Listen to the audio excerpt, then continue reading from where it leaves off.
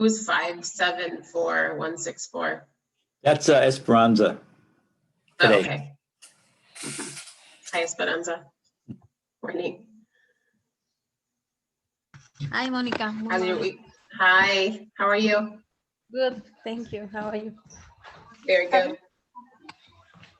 Dame permiso. So I was just going to tell Esperanza, before you finish the class, you need to do an exit test. So remember at the beginning, first week or the second week, you did a test, a classes test. Next week, we need to schedule another test, a second test, okay? So Esperanza, sometime next week, when you have time in the afternoon or between 1 and 5, maybe, I think they're available to test, okay? Is that, now you're frozen. Hopefully you can, I'll tell you in the breakout room today, just in case. I think her connection got disconnected. Oh, there you are. Okay. oh, Esperanza, you hear me?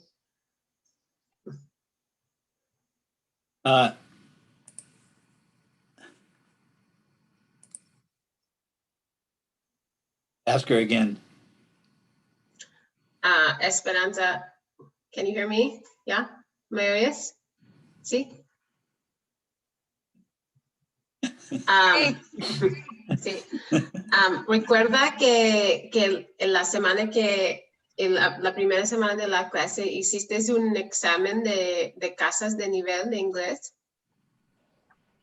¿De inglés? No. Ya.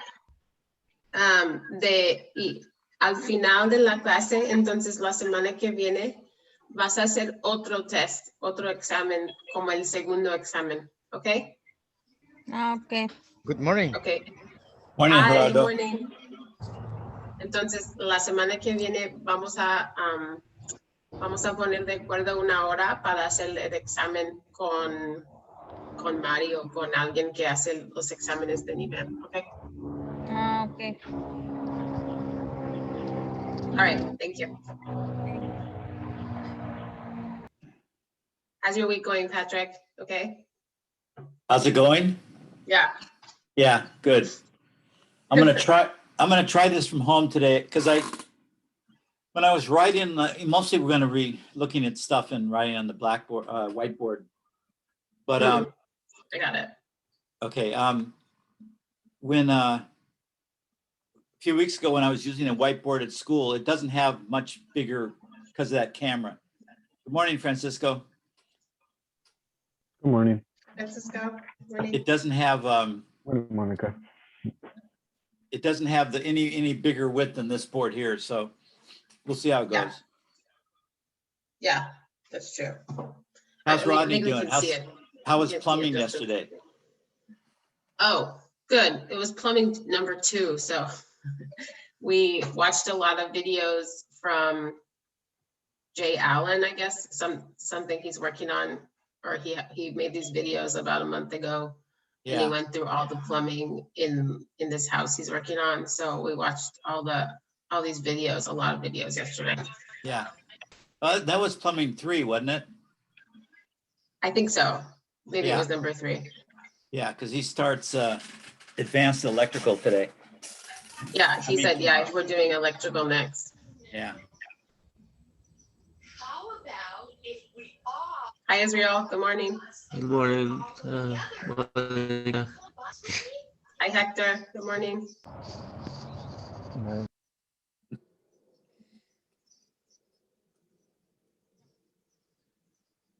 So we can start, I suppose.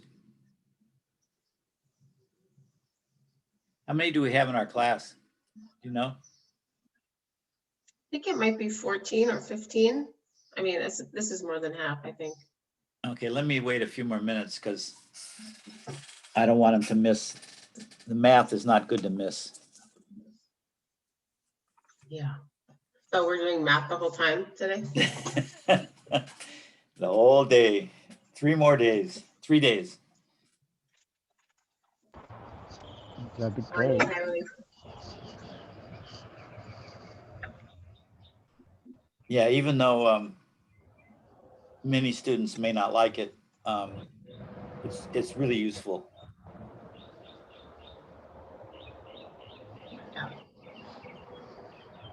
Me, Lionel. Morning, Luna. Morning.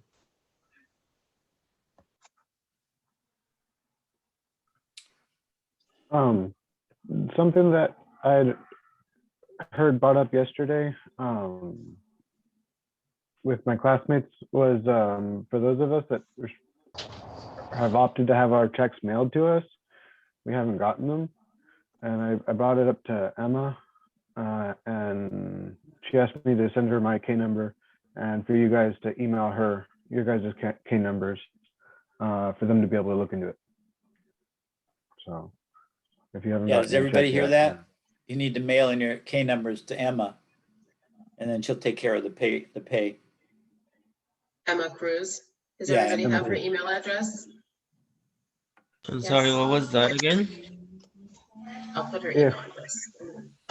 for the people who opted to have their checks mailed to them instead of picking them up, for those people who haven't gotten their checks, including myself, to reach out to Emma and send her your K number through email, and she'll have it looked into. Oh, Thanks, okay. Thanks, Francisco. Yeah, I don't think I have a Emma Cruz email. Like I get so much email notification, and I lose some of them that I probably forget all of them. Well, trying to keep track of all of them is hard. And I'll put it in the chat box now. I have her email address. It's elcruz@pipeline.sbcc.edu, but I'll put it in the chat. Yeah, thanks. Also, if you guys are looking for email addresses for staff or faculty at City College, you can go to the pipeline page, and up at the top there's a little search box, and you can just type in Emma Cruz and you'll get her email. Usually, unless sometimes they have an odd email and the name won't, jog the computer to produce it, but usually you can get it from the name. Okay, we got 13, lucky 13, so. I found it and posted it. Yeah, okay, great. So we're gonna do math for a few days. Today we're gonna do fractions and all day. And we'll have some little work exercises, and one of you asked for homework to do more for the lesson. So I've got some homework that's optional. So let me start out by saying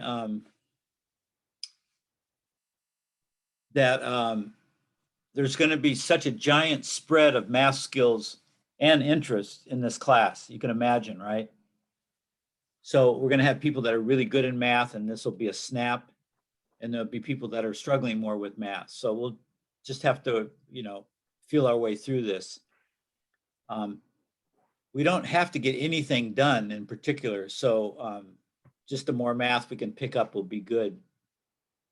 And I'll make sure you ask questions and ask for me to repeat things, and I'll gladly do it.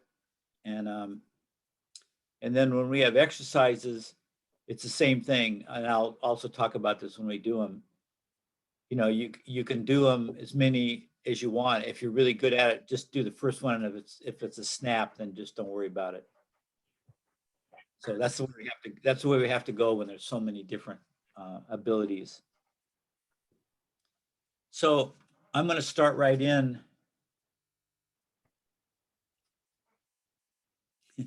There's Monica. I'm going to start right in with a slide, doing it on slides. And you have these slides in your Canvas file section, and they're under fractions. Just look, it'll be under when you go down the list, it's all the stuff all the handouts we have. So it's quite a list by now, but it obviously starts with an F for fraction, and you'll find it there.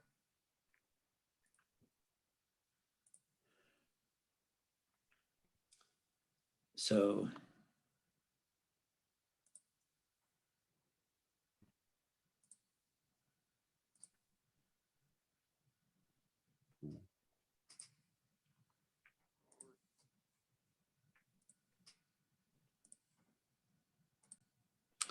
okay.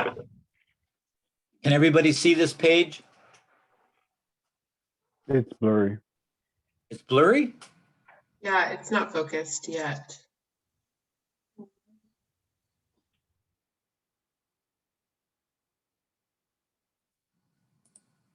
Does that help? A little bit, but it's still blurry. Wow. Yeah, I think it's, there we go. Now it's good. Okay. Well, it's okay because I can just move it up. We'll keep them all because they're just 11 font type. Maybe it is my eyes. What's that? I'm like, maybe it is my eyes. Yeah, I know. It's always hard to tell, isn't it? Well, it's okay. So this is the page of what we're going to do today, and it also has a lot of information, so you can refer back to this. But the first thing we have to do is go over a bunch of terms that you may have forgotten, but we're going to be talking about it, so we need to keep those in mind. And so we're working with fractions because in carpentry and any of the construction skills, electrical and plumbing, you have to be able to deal with fractions. So I've got a name of the fractions that we're going to be working with, and then I've got examples of what they are next to it. So common fraction, and sometimes we just say fraction, is like this with a number with a slash and a number underneath. Yeah. And down here, fraction parts. So let's do that before we look at the rest of fractions. So the numerator is the number on top, in this case, a 1, and the denominator, excuse me, is the number on the bottom, in this case, a 2. Now, my practice in teaching is not to teach terms that you're not going to use, frequently. So numerator and denominator are not critical because you can always say the top number and the bottom number. It's, but it's a great way to talk about the top number instantaneously by just saying, look at the numerator. So, so common fractions, just 1/2, 5/8, all those numbers. Now, there's another type of common fraction that's called an improper fraction. And at least we need to know the names of these terms for this week for this next 3 sessions while we're talking about these things. So that's a fraction, a common fraction where the top number is bigger. Normally, when we use fractions, the bottom number is bigger, but in an improper, the top number, the numerator, happens to be bigger. And the way I remember that is improper means it's not the usual way, which is this way. There's another type of fraction called a mixed number, which has a whole number and a fraction together. And you might think, well, why don't we just separate this fraction and call it a regular common fraction? Well, we could do that, but we're actually going to change these into these. That's one of the things we're going to do, translate that. So it's good to think of this as a special type of number. And then, of course, we have decimal fractions, right? Often you just say decimals, but they are a fraction system. And those are just point something or 1 point something, blah, blah, blah. And then there's something that I made up. I've never heard anyone else talk about it, but there's billions of people on this planet, so I'm sure someone else has named this. But I call them carpenter's fractions, and they're a subset of common fractions. They are common fractions, but they're the common fractions that appear on a tape measure. So you've all got pictures of tape measure in your files, and you probably all have tape measures at home. But if it's not a metric, in this country we don't use metric, we use the standard system, and the smallest division will be 1/16 on your tape measure, and then the next one will be 1/8, 1 quarter, 1/2. And then, 5/8, 3/4, 7/8, a whole, and then anything in between. Like after 1/16, you'll have an 1/8, and then you'll have 3/16. So anything with a 16th, 1/8, quarter, or half in the denominator are a special set of fractions that go with the tape measure. And the reason I list these as a special unit is because sometimes we'll get fractions, common fractions that aren't this. This half happens to be one of these, but if we got a 2/3 fraction, we can't use that in a tape measure because there's no such thing as a 2/3 inch marked on the tape measure. So we'll have to take 2/3, a regular common fraction, and change it to a Carpenter's fraction in order to measure it. Everybody understand that? Yep. Okay. So I'm going to ask questions, and I want a lot of people to say yes as fast as they can. And then because this is going to take time, and I want to move as fast as we can. And I also want you all to be paying attention. The thing about math is that this is arithmetic form of math, is that it builds on itself. So if you space out and don't pay attention at the beginning, you're going to get lost halfway through. So make sure you try to stay focused here for a little bit, and we'll take breaks. So another concept I want you to remember is multiples and factors. Now all this stuff you may have had in school and either forgotten it or still remember it. So it's great if you remember it. So a multiple is just a number, any number, and then multiplied by 2, 3, 4, 5, 6. So it's 3 times as big or 4 times as big. So if we have a number 3, the first multiple is 6, because 2 times 3 is 6. 3 times 3 would be 9. 4 times 3 would be 12. So it's always some basic number multiplied by your original number. That's a really useful thing to know in carpentry, that whole concept. And the reverse concept is a factor. It's just the reverse of this. So we take one of these numbers, say 15, and the factors would be whatever numbers multiplied together equals 15. So 1 and 15 are factors, but those aren't very useful to work with. Technically, they are factors, but the main factor that we can work with is 3 and 5. Main factors are 3 and 5. So 3 times 5 is 15. Okay. In construction, these are really useful concepts, and we'll look at later how they're applied. Okay, so there's 2 things we do with fractions in today's lesson. And I think, and can someone mute their, I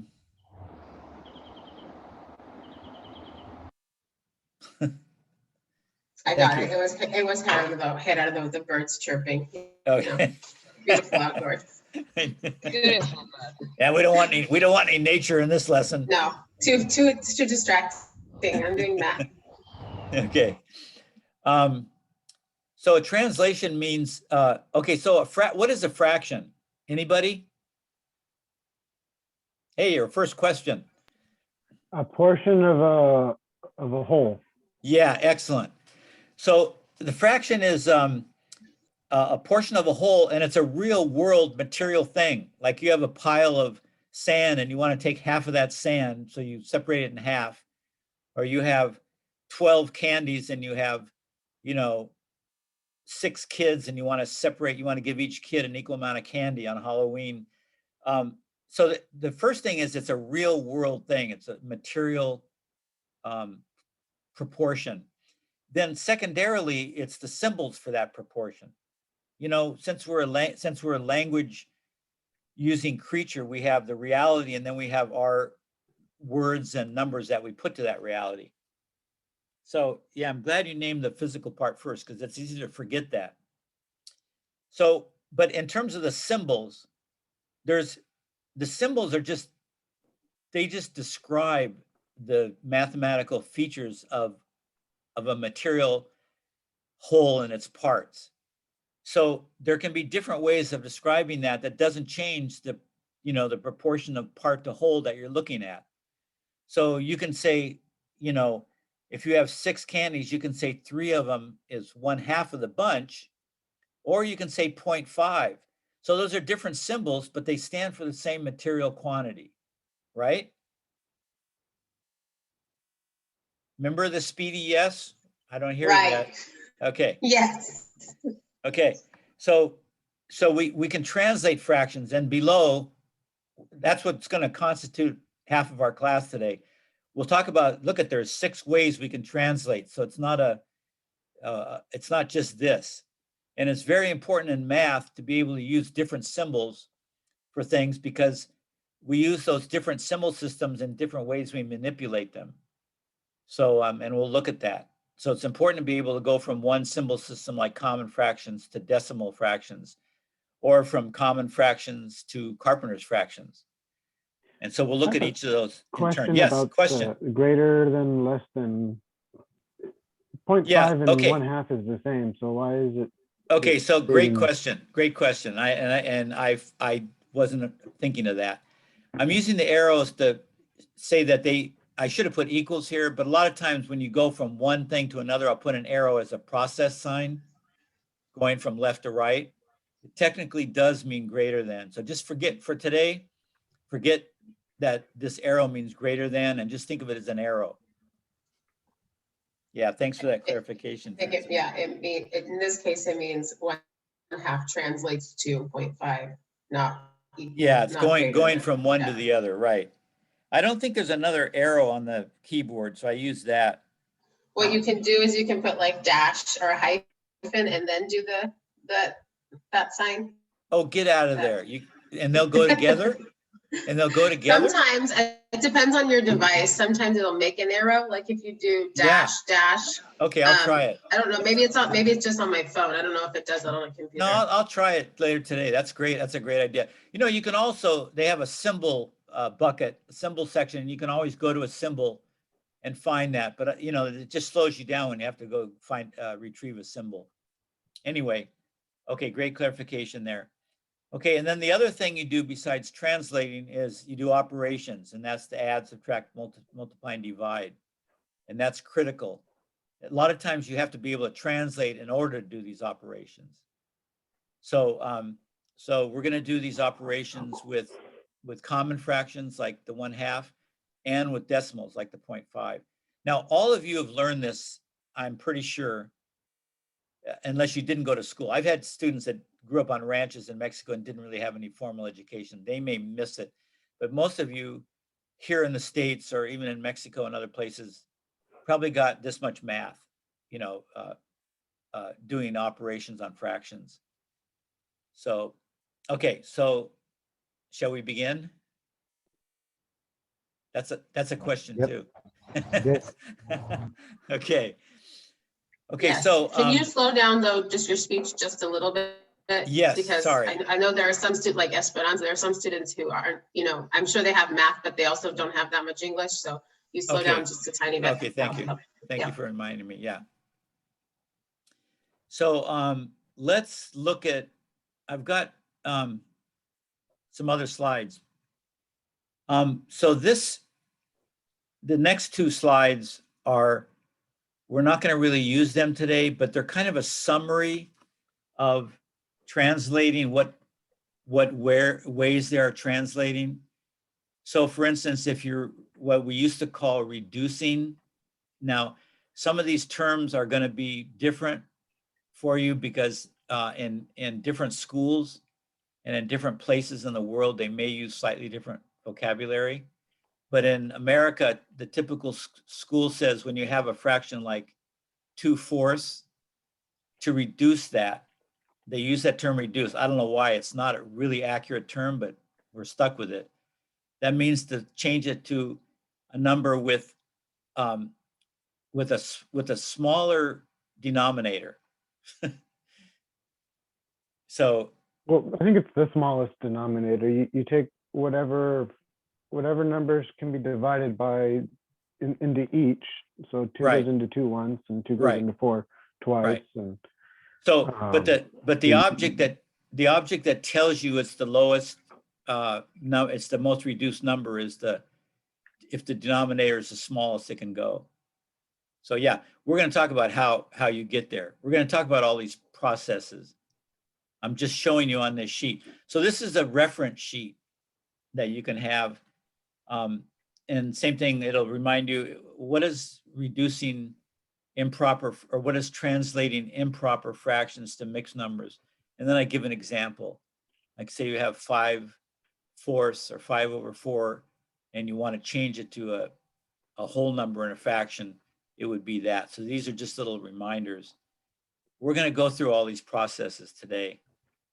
But this is a reference sheet. If I say add 3/4, 3/4, 3/4 and 1/2, and you don't know how to do it, say it was a test, then you could consult this and you'd realize, oh, I have to change 1/2 to 2/4 in order to add that. So this just has reminders on how to do all these things. And then the next page, more complicated operations with fractions, and that's, for instance, adding mixed numbers where you have a whole number also. So it just refreshes you on how that's done. And subtracting, multiplying mixed numbers, and dividing mixed numbers. So those are a little more complicated than the first page. For some of you, these you know these cold, so don't worry about that. So let's go down and start on some of the papers. So these slides are all in your Canvas file. So when we get done today, if you're still foggy or I couldn't go slow enough to make it understandable, I'll go as slow as I can without, coming to a standstill. You can always go back and for homework, and this is Wednesday, so you've got until the next class, or forever if you want to do it. Go back and look at these slides and it'll remind you, and you can study these and get back on track if you got lost somewhere. So here's a picture of Francisco's pile. So there's two piles here. One's a big pile and one's a little pile. And so we can say this is one whole and 1/4 of a whole. So that's how we would show the material size of 1 1/4. And this is called a mixed number. That's easy to remember because it's a mixture of a whole number and a fraction. So this mixed number can be translated. This will be our first translation exercise. Can be translated or changed into, without changing the value, into 5/4, which is we call that an improper fraction. So the first conversions will be from mixed number to improper fraction. And we need to learn to do this because there's certain operations, which is what we're going to use in our work, require this. So you just have to learn it. So notice that if we just took 5/4 and we said, okay, that's 4/4 and 1/4. So there's 4/4, that makes a whole. Notice that these shaded quantities are the same. This is a whole big block, and this is 1/4 of that block. So this is a visual way of seeing how these improper fraction and mixed number are the same. Now, they say they're the same, but I don't like a lot of the math terminology. I don't think it's accurate enough. So this number 1 1/4 is not the same as this number. I mean, look at, they're different numbers, right? There's no 5 in this one. There's no 1 over here. But the numbers are the same amount. They're not the same symbols, but they're the same amount. They stand for this amount. So to be truly accurate, you would say that's the problem with an equal sign. It can mean many different things in our language, unfortunately. And in math, even, it can mean many things. But in this case, it means these are equivalent amounts, equal amounts, equivalent fraction, equivalent numbers. In other words, this set of numbers is the same as this set of numbers. This quantity equals this quantity, same quantity. Okay, so this page does another one. And we're going to now add with this, okay? This is the concept, now we're going to add. So here's our first mixed number, 1 and a couple of thirds. So 1 2/3 is this number, and it shows you the quantity here. And then it's going to reduce it to 3/3 or 1 whole, and then 2/3. So it's another way of looking at this, breaking this down. And then if you add these, when you add fractions, and we'll look at this later, you're going to add just the numerators. So 3 and 2 is 5. The denominator stays the same. So it's 5/3, and it's the same amount again, right? We have this amount of quantity, and we have the same this amount of quantity. Okay, so why don't you take, does everybody have a pencil and paper, or they should go get pencil or pen and paper? Would you do that if you don't already have it with you? And do a few of these on this sheet right here. Just write them down on your own paper and change these to improper fractions. These are mixed numbers. So change these mixed numbers to improper fractions. Can everybody do a few of these? Was that a yes? Yes. Oh, great. I try. That's perfect. That's all I asked. We're here to learn. So you may not know this stuff, and you may not know it even with my crappy explanation. So give it a try.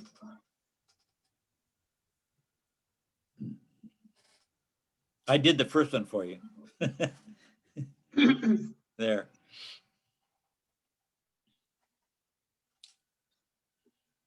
Monica, are you going to do this? Yeah, I'm done. I got them. I did them. All of them? Yeah. There's only, Yeah. I didn't do the first one. You already did it. So. Yeah. So, so if you know that's cold, Monica told me earlier that she was pretty good in math. If you know this cold, you don't need practice, then you don't have to do it. But Monica's Or doing just it. do a few. Do a few, and then you can be like, okay. Just do a few, and if any of them give you a problem, then you know you need a little bit more practice. And Monica's doing them because she's a good teacher, and she knows that teachers need to do the same thing the students do so that they can answer questions.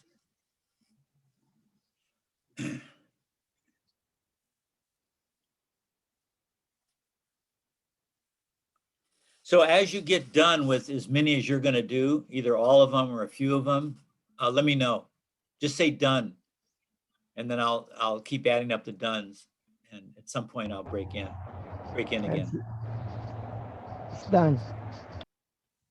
Good job, Gerardo. Nice.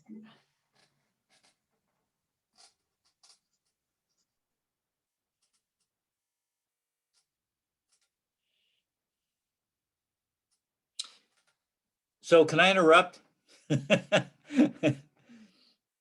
I forgot to tell you something. Mm-hmm. Can everybody look up for 1 second? Because this may help you. So here's a concept I want you to get. And it's that when you solve math problems, there's two ways to solve them. One way is through explaining it or understanding it by how it works. Like this is like when we looked up here, the 1 2/3, and then we broke it down into parts and added it back up. That sort of shows you how it works. That's one way of understanding or explaining it. The other way is called an algorithm. Some of you in computers know that term. And it just means kind of the process that you take, the steps that you take to solve it. So a lot of times in computer stuff, the algorithms, nobody knows what it really means. You just follow the steps and do it. Well, the same with math. So for instance, in this kind of problem that we're doing, the explanation we gave here, and I forgot to tell you, there's an algorithm, a streamlined way of doing it. And that is, and most of you know this, that is you take the whole number, and you multiply the bottom number by it. So 1 times 2 is 2, and then you add this number to that. So 1 times 2 is 2 plus 1 is 3. So That's 3, easier. and then you take the same denominator as the fraction. So you transfer the 2 over there, and then you go 1 times 2 is 2, plus 1 is 3. Is that what people remember? Yep. So here, this is going to be some kind of fifths. 1 times 5 is 5, plus 2 is 7. So this will be 7 fifths. So that's the shortcut. And that probably is the way all of you are doing it. But this way helps. For instance, I know that 1 is 5 fifths. Any number over itself is the same as 1. So this is 5 fifths. So I'm just adding 5 fifths and 2 fifths. So I get 7 fifths. So to solve this, you can either do the algorithm where you multiply and add. But if you forget that, because there's a lot of algorithms we have to remember, you can just take this whole number. If it's 2, if this were 2 and 5, 6, how many 6 is in 2? Well, in 1, there's 6, 6. So in 2, there'd be 12, 6. And then you add that one, and that's your answer. So keep in mind, there's 2 different ways of doing these problems. Does that help? The way that I ended up doing it was whenever there's a whole number, Yeah. you just take the numerator, and you add it to the bottom, or you combine those 2 numbers, and then that's the new numerator, and then the denominator stays the same. Right. So Francisco, that works when this is a 1. That's the best way to do it when it's the 1. But if this is a 2, if this is bigger than 1, that won't work. That's why I said multiply. Obviously, you don't need to multiply 1 by 2. It's already 2. So for 1s, you could just add these, like you say. But if this were a 2, you couldn't just.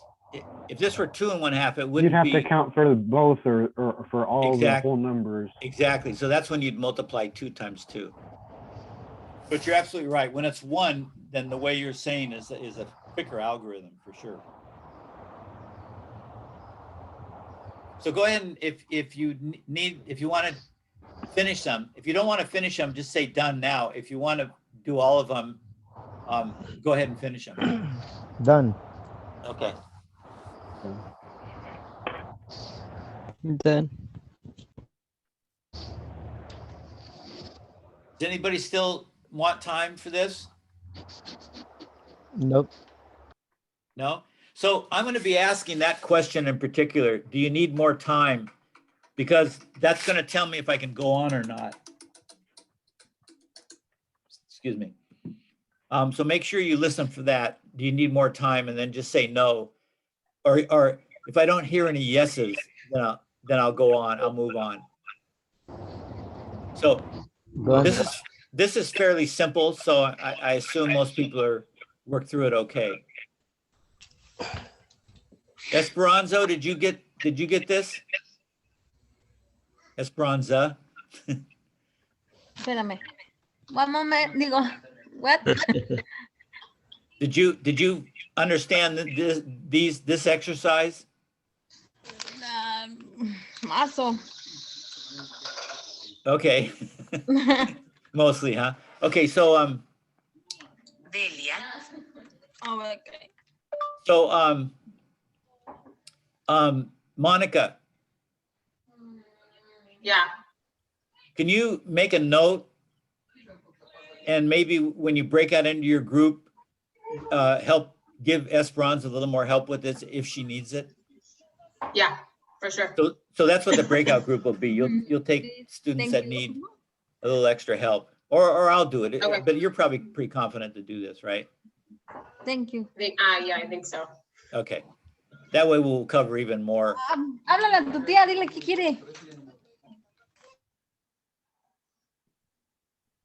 Was that addressed to me? No, No, that's to her it's your family. aunt. Okay. At the tia. Yeah. That's your aunt. Okay, so here's a page of the same thing, but they're now instead of 1, they're bigger whole numbers, right? So let's take a few seconds to do this. It's the same as we just did, except this one, you'll have to multiply the 3 times the 9.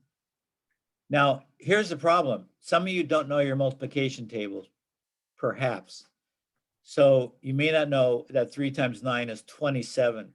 So let me just address those who know the tables. This one, the algorithm would be 3 times 9 is 27 plus 2 is 29. So this would be 29 ninths. When it's a smaller number, well, I don't know. If it's 2, if you don't know what 2 times 16 is, which is okay, then just divide 2 into 16ths. So we get 16 sixteenths. Remember this, like this block here? One is 16 sixteenths, and then another one would be 16 sixteenths. So if you add 16 and 16, well, that's the same as multiplying. So here's an idea. If you don't know your times tables, you probably know them for the lower numbers, but you may not know like 5 times 8, right? Because that's a little bigger number. If you have your calculator here or your cell phone calculator, then just multiply 5, get the app out and just multiply 5 by 8 quickly. Just do that on the calculator and that'll give you the number you need, and then add this number to it, okay? So take a few minutes and do some of these bigger numbers. Don't do a 1 again, but do a 3 or 4 or 5. Take a few seconds to do that, and then let me know when you're done.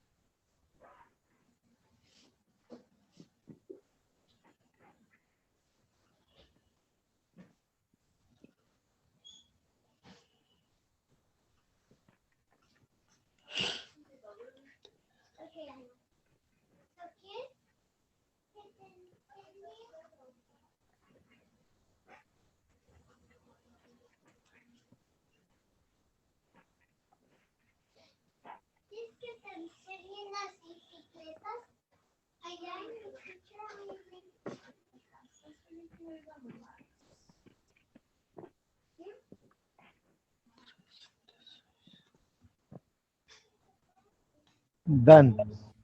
Okay.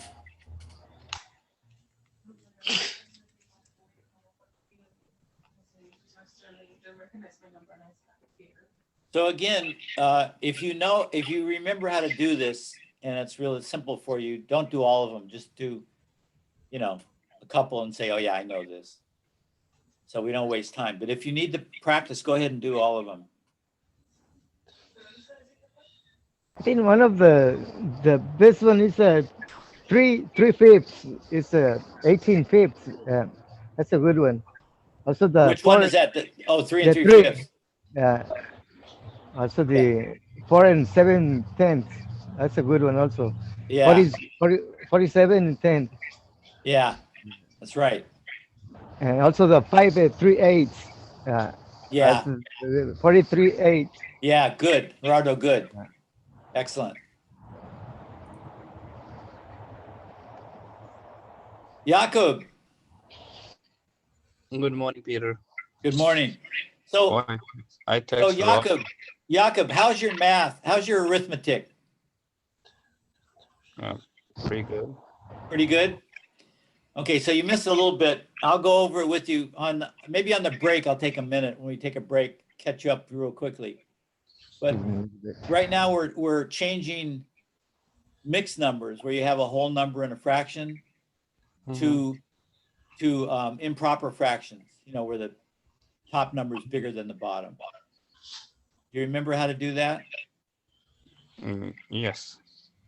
So the quick way is you take the 3 and you multiply it by 9, you get 27, and you add 2, so it makes 29 ninths.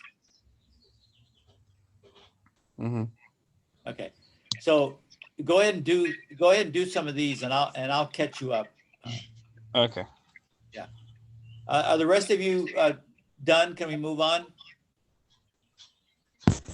Yes. Okay. Anybody not ready to move on? Okay. Now, this will be easy, this next one, because this is just the reverse process. We start with the improper fraction, the one where the top's bigger than the bottom, and we're going to change that to a whole number and a fraction, or a mixed number. So these you can just subtract. So if you subtract 5 from 7, you get 2. So 5 5s, you get, so you have 1 and 2/5. Or you can take 5 5s out of 5 over 5 is a whole. So if you take 5/5 out of 7/5, you get 5/5 is 1 whole, and then 2/5. So it's 1 and 2/5. So this does not require the multiplying. It just requires the subtracting. So you should be pretty good at this. So just do a couple of these to make sure you're, make sure you can translate the improper to mixed number. Change the improper fraction to mixed numbers. Might not be a whole number. Some of these may come out even. Do we have any? Yeah, 12 over 3, you're not going to have a fraction. Just the whole number.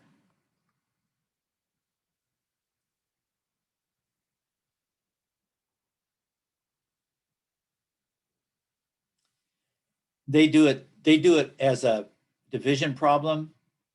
Here's another way to solve it. So 5 3 you put into a regular division problem. 3 into 5 goes 1 time, and 2 left over, remainder 2. So it's 1 whole with 2/3. You take the remainder 2 and you put the 2 over the 3. You get 2/3. So you could do it this way too. I don't think that's easier, but it's another way to look at it. And then here's the, if you want to see it in the concrete, this is what you're doing down here. You're taking a mixed number. So this is bigger than a whole. That's a whole right there. So it's this number, and you're taking out 3 of them, which makes a whole, and you're ending up with this other 2/3 over here. So that's a way of looking at it.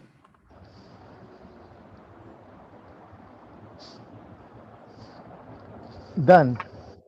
Okay. I think the good one is 16 and 3.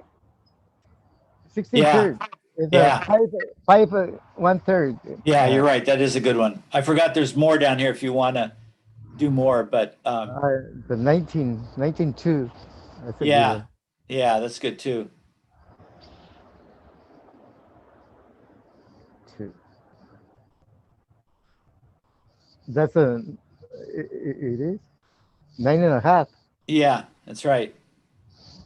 So this is a good one because in construction, you often want to have a number. You want to take half of a number. So, you know, sometimes you just remember a lot of halves.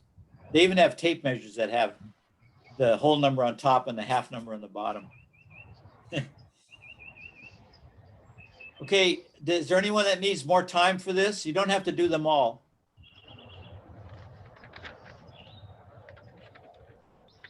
So I don't hear any yeses, so let's move on a little bit. Yes. Yes, you want a little more time? No. No, you were saying yes, let's move on.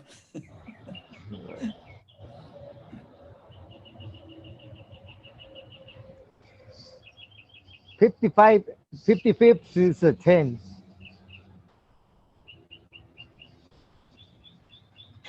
Oh yeah, here? No, the 50. Oh yeah, it's 10, yeah.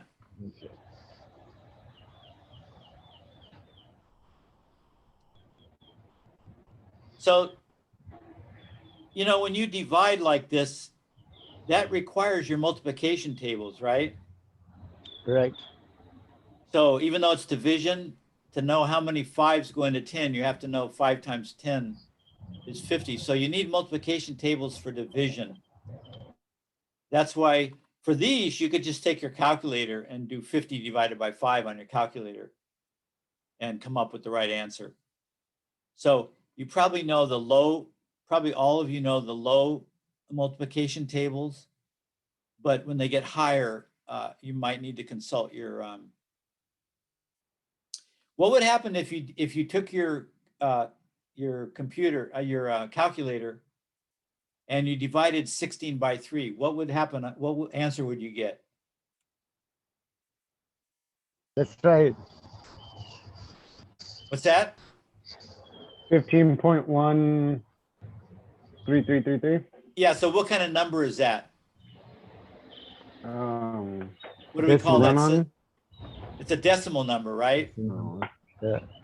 So if you do use your calculator to go from improper, to use it to do an improper fraction that's not a whole one, you'll get a decimal number. That doesn't help you because that won't give you it'll give you a mix. It won't give you a mixed number with a common fraction. So that's the only problem with using a calculator for these. And the only problem with getting a decimal fraction like 5.33333, that's an okay answer, but you can't use that to measure because you can't measure with decimal numbers. So we have to take that decimal and turn it back into a fraction with the 16th or 8th as a denominator for our tape measure. Okay, I'm going to move on, okay? Okay. Let's not do decimals yet, but do equivalent fractions. So if you're following this on your canvas, just follow how many things I go up. If you're just following it on this, that's fine. So we're making equivalent fractions. This is another way of translating one fraction to another. And this is what Francisco was telling us earlier. When you have a fraction, one number over another number, you cannot add numbers to both top and bottom because that'll change the fraction, the proportion. You can multiply the same number, however, or divide. So if you want to make an equivalent fraction that's got larger numbers in this, you could multiply top and bottom by 2. So 2 times 1 is 2, and 2 times 3 is 6. So we have a number like this. Now, you might say, well, why would you do that? Because I just need to reduce it to 1/3 again. Well, say you had a bunch of other 6 that you were adding, and you had a third, and so the only way you can add it is to have the same bottom number, which we'll look at later. So you'd have to change this to something with a 6 underneath. So this kind of making equivalent fractions is necessary for adding and subtracting common fractions.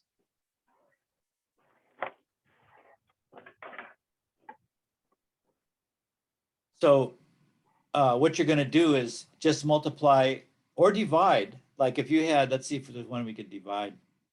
It's got to have a even number top and bottom. Of course, they didn't give us any of those. Yeah, we can't do it here. These are because you have to divide by the same number. So what would you do? It'd have to be an even number. So we'll do that later. But so these are all making larger.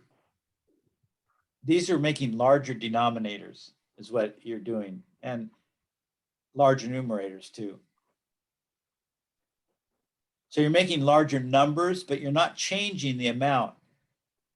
These numbers are larger than these numbers, but it's the same amount. 1/2 is half of a candy bar, and 2/4 is also half of a candy bar.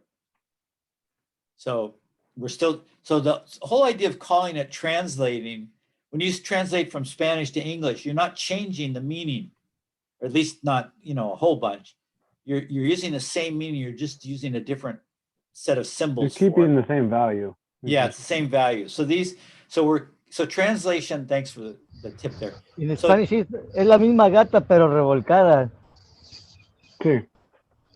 So translating just means keeping the same value, but using different symbols. And that's useful when we manipulate in math, when we manipulate symbols, we need to change them back and forth. So that's why I call it translating, because you're not changing the value. Okay, so do we need to, can all of you see how you do this? Now, what they did here is they're in the rest of this exercise is they're giving you the number they want the new denominator to be. So then you've got to change this top number proportionally. So you have to divide 3 into 36 goes 12. So that would be 12/36. Here, 2 into 8 goes 4. So if you're multiplying 4 times 2 to make 8, you have to multiply 4 times 1 to make 4. So this is just giving you a number.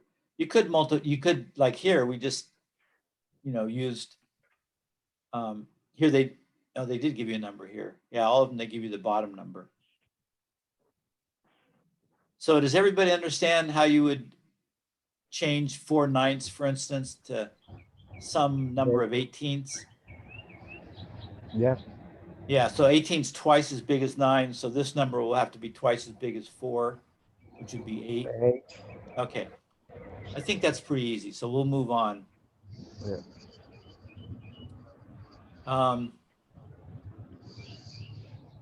See, here's that word, to reduce a fraction. Now, this is from a elementary school workbook that I bought a few years ago. So they're still using this word.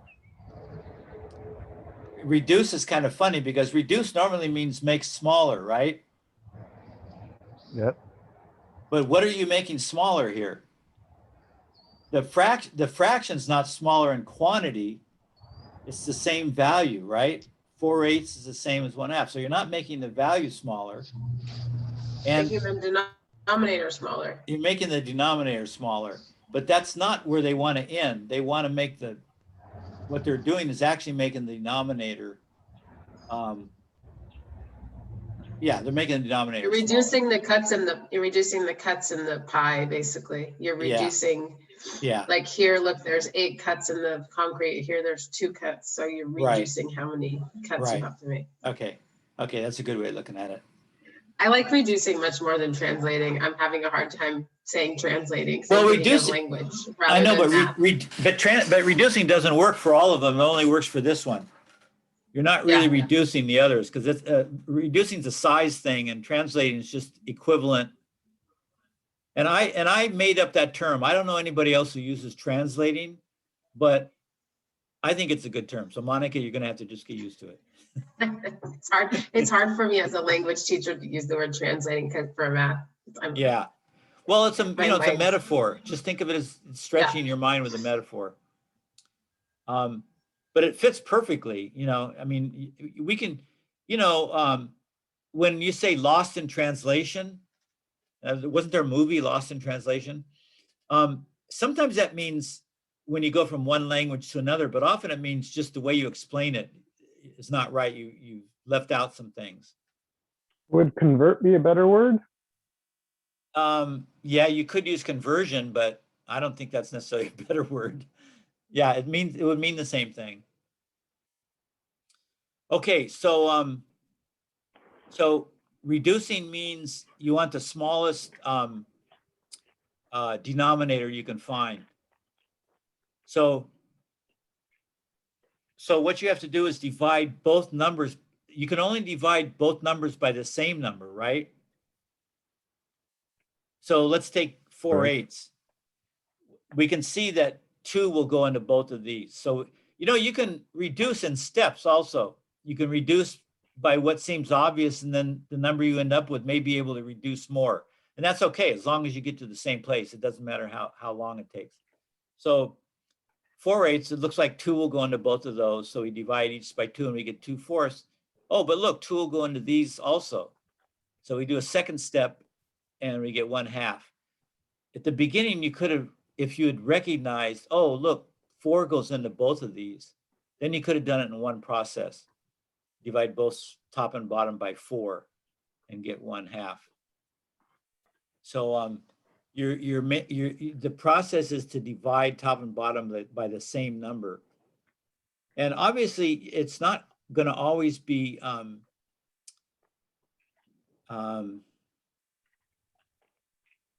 what am I trying to say here?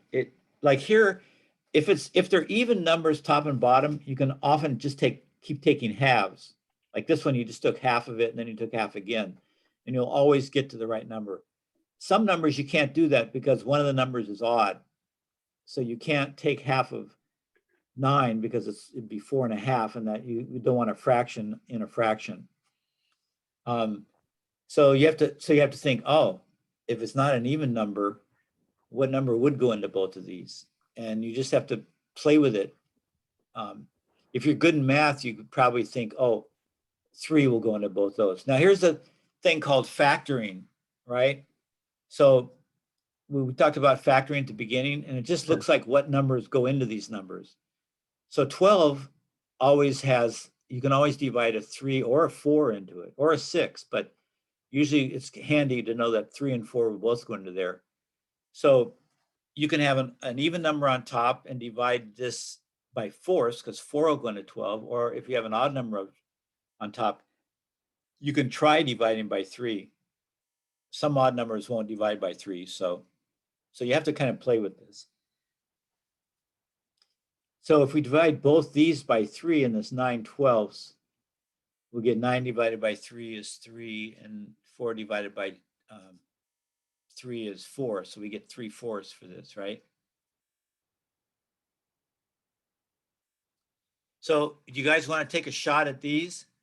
32 by 64 is a half. Yeah.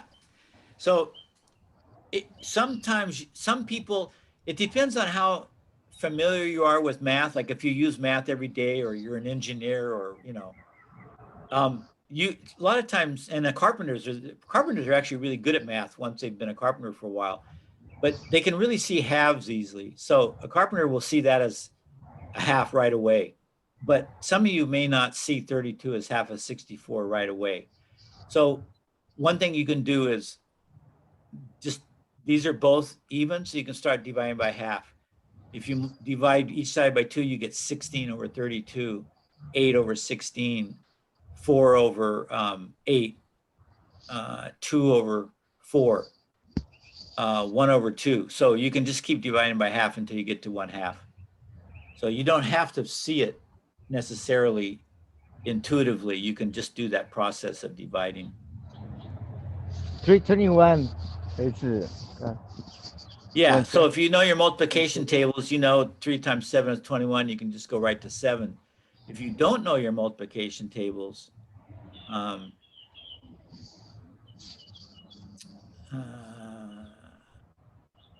you can use a calculator. Because all these will come out even in a calculator, because they've given you numbers that will reduce evenly. So a lot of numbers, you can just take your calculator and this will give you 1/7. Oh no, I'm wrong. This will give you 1/2 in a. No, I'm wrong there too. Calculator will give you 0.5. So a calculator won't help in these, giving you the right, a lowest terms means in the same type of fraction, common fraction.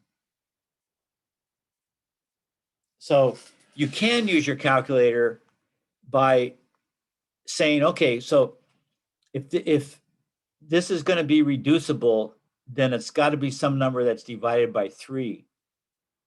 So you could take your calculator and divide 21 by 3, and you'll get 7. And then say, okay, that's the number 7. And then you can put 1 over 7. So you could use your calculator that way. 3 over 21 is 0.14, 28, 57, 14, 28. Right. So Gerardo, take your calculator and divide 21 by 3. 21 by 3. Okay. Yeah. It's 1/7. With 7. Yeah. So if you want to know what So you know 3 goes into this 7 times and goes into that 1. So you could put 1/7. So you could use your calculator to get to the, Yep. yeah, to figure out what factors there are. And you would use the top number as a tip. Well, I'll see if 8 will go into 24. 8 por 3, 24.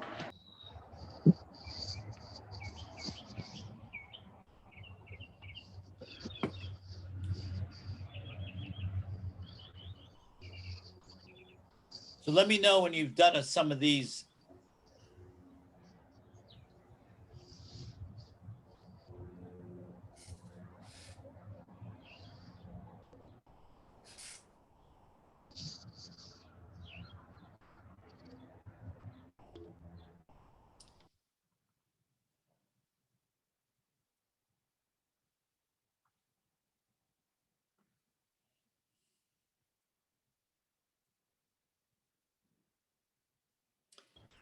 So 1827 is a thirds. Yeah, that's a good one. oh, this one here. Yeah, that is a good one. So if you know your times tables, you know that on the 9 tables column, it goes 9, 18, 27, 36. And you just recognize those as factors, as multiples of 9. So if you know your timetables, you usually know the multiples of numbers because that's what timetables are. They're just multiples of numbers. But if you don't know your timetables, so for someone out there who doesn't know their timetables, how would you solve this one? Because they're 2 big numbers. And they're little numbers are kind of easy because you can take, oh, let's see if 8 goes into both. But here, the first thing you might do is try to divide 27 by 18. And that wouldn't work. You get a decimal. So you go, okay, that doesn't work. But you can't divide both sides by 2. You find the biggest number that goes into both, which Yeah, is 9. exactly. 9 goes into 18 twice, and 9 goes into But how would you, 27 3 you times. know half of 18 is 9, but how would, if you didn't know your multiplication tables, how would you know 9 goes into 27 evenly? Well, you don't need your multiplication tables to know that half of 18 is 9. Yeah, so you got the 9, and then So- how would you know 9 goes into 27 evenly? Well, you still use addition is used in multiplication because if you stack 9 on 9 on 9, it's roughly the same thing as multiplication, but it's just a slightly different method. Right. But it's addition. It's like addition and subtraction. Okay, at so its core. so if you have this top one, which would probably be the smartest way to start, and you got 9, and then you just put 3 9s together and see what they equaled. So they would equal 27 and you'd have it. That's what you're saying. So the other thing that I was saying is you can do it that way, and you're actually just factoring out 27. Or you could take, you got the 9, you could take 27 on your calculator and divide it by 9 and see if it comes out even. And it would come out 3, and you go, okay, it comes out even, so I can divide both by 9, right? Yeah. So that's a foolproof way. I mean, you can fool around with it like Francisco was saying, and that's totally legitimate. And that may be easy if they're smallish numbers like these. But you can also always use your calculator by finding one number that goes into one of them and seeing if it'll go into the other one. So we figure, well, half of that's 9. Maybe 9 is one of the numbers. And then we just take the calculator and divide 9 into 27. And if when you do your calculator, if it comes out even, then you know you've hit the jackpot. Okay, so let's take a break. And if anybody's having trouble and they don't need a break, they can work further on these reductions. If you've got it mastered, take your break. If you need a break and you don't want to do math, take your break and we can do these for homework. You can just get on your thing and get more practice on these. You've got 4 days till the next class. This won't take long, so you can do these at home also, okay? So,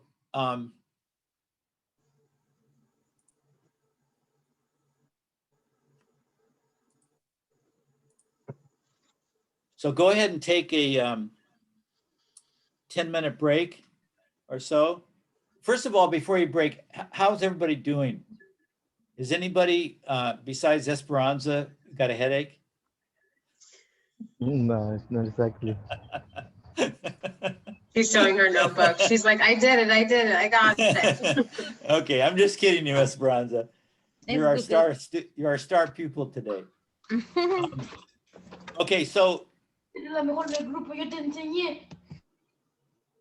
so yeah, so let us know if you're having trouble, because we have all kinds of extra help. We have Monica in the breakout group and me, and we have homework you can do.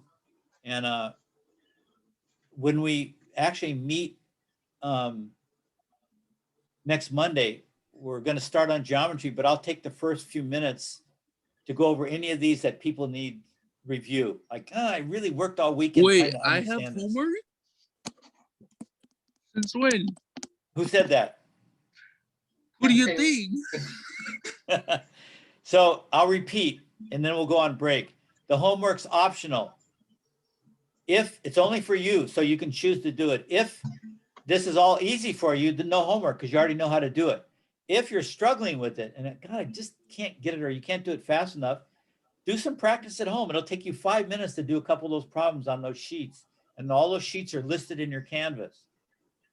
We're not talking about a lot of time, and it's optional only, but you should want to master this the best you can. So if you're a little rusty at it, then I would take a few minutes on between now and the next class and practice it, or get your family to help you, Yeah. I always tell my students, if they're men, usually the wives are smarter in math.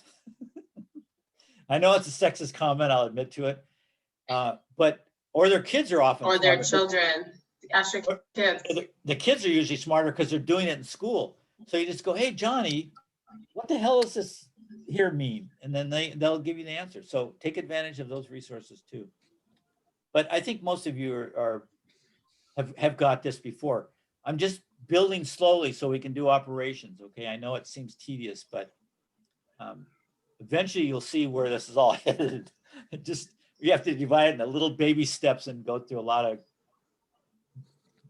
of tedious I don't stuff. think that men are necessarily better at math than women. It's just a sociological issue of interest. Yeah, that's right. Boys are more preoccupied with objects and things, Yeah. while girls Mostly. are more interested in Mostly, relationships. and you're right. It's mostly, there's always differences and exceptions. But I mean, like, I'm really good in math, and I'm not a female. Last time I checked. So but Well, because the interest is in concrete things and Yeah. abstract, or not abstract, but concrete ideas. So Yeah. it's a difference of interest as opposed to ability, because there Yeah. are spelling bee champions and math wizards that are male and female and right. of all different ethnicities as well. Right. So And you look it's at just engineers, really down to interest. and I would wager that most engineers are men, but I have no idea. It's just all the ones I know are men. There could be just as many women, but that's an exception because they're engineers, so they were probably nerdy little math guys all the way up from grade school. So yeah, math's a great topic sociologically too, like we're talking about, because it just is affected by so much in one's life. So go till 10:30. You've worked hard, 15 minutes, and then we'll come back and we'll do some more stuff. Okay. All right. Awesome, Go get thank you. Go get a cup of coffee or tea or water or whatever you drink. Thanks, Patrick. Yeah.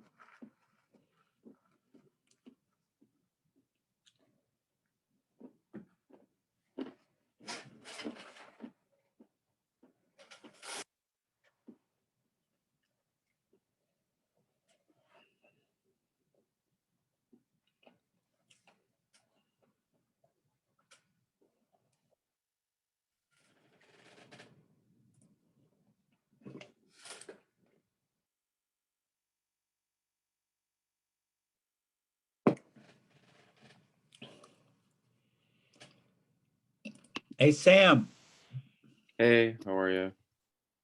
good morning. Hey, you come in late a lot. Why is that? Last week I was having trouble with my computer. Today I honestly just forgot. I like didn't set an alarm. I'm sorry about that. Yeah, okay, we'll try to get here on time. Okay. How are you in math? Good. I'd say I'm pretty decent. Not the best, but decent. Okay. So, this is recorded, right? I think so, yeah. Yeah, so why don't you, you know how to get to the recordings in your Canvas? Yeah, I know how to do that. Okay, so this, especially this math, because the math builds on itself. So why don't you just look at the recording later? Okay. Yeah, it won't be up till, well, it'll probably be up later today, but if it's not up today, check tomorrow. Okay, I can do that. Yeah, and you can catch up that way. Okay, thank you. I'll do that. Sure. And like I say, if you're pretty good in math, a lot of this stuff's maybe elementary because we have such a spread of skills in this class. So you may be able to just whip through it. So, but anyway, check that out. Okay, I definitely will. Thank Yeah. you. Yeah.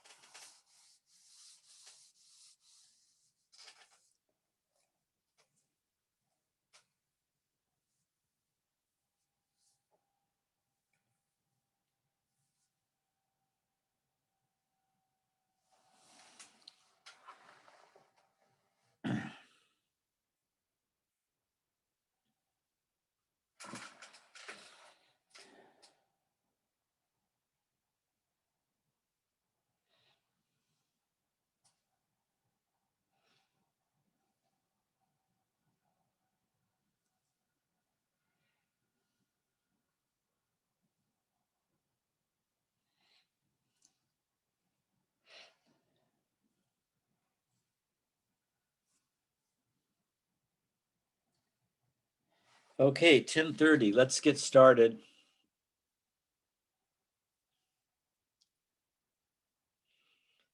I'll wait till Monica gets back. Monica, are you back yet?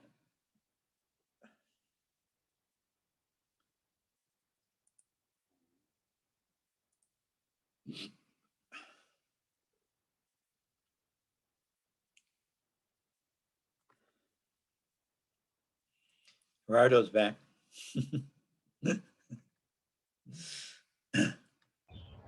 Hello. Yeah, I can hear the birds. I know Gerardo's back. You bring animals to our life, Gerardo. Yeah, they're here present. I know it's spring. It's great. The birds are all singing up a storm. I love it. It's nice. Yeah. Okay, so let's go back to the shared screen.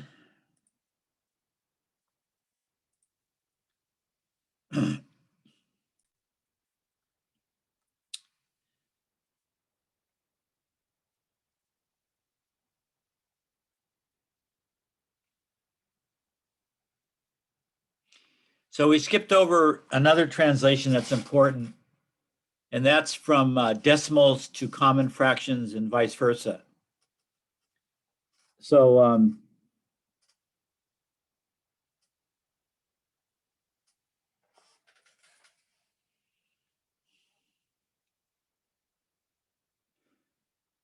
so when you have a common fraction like 3/8, does everybody see this page?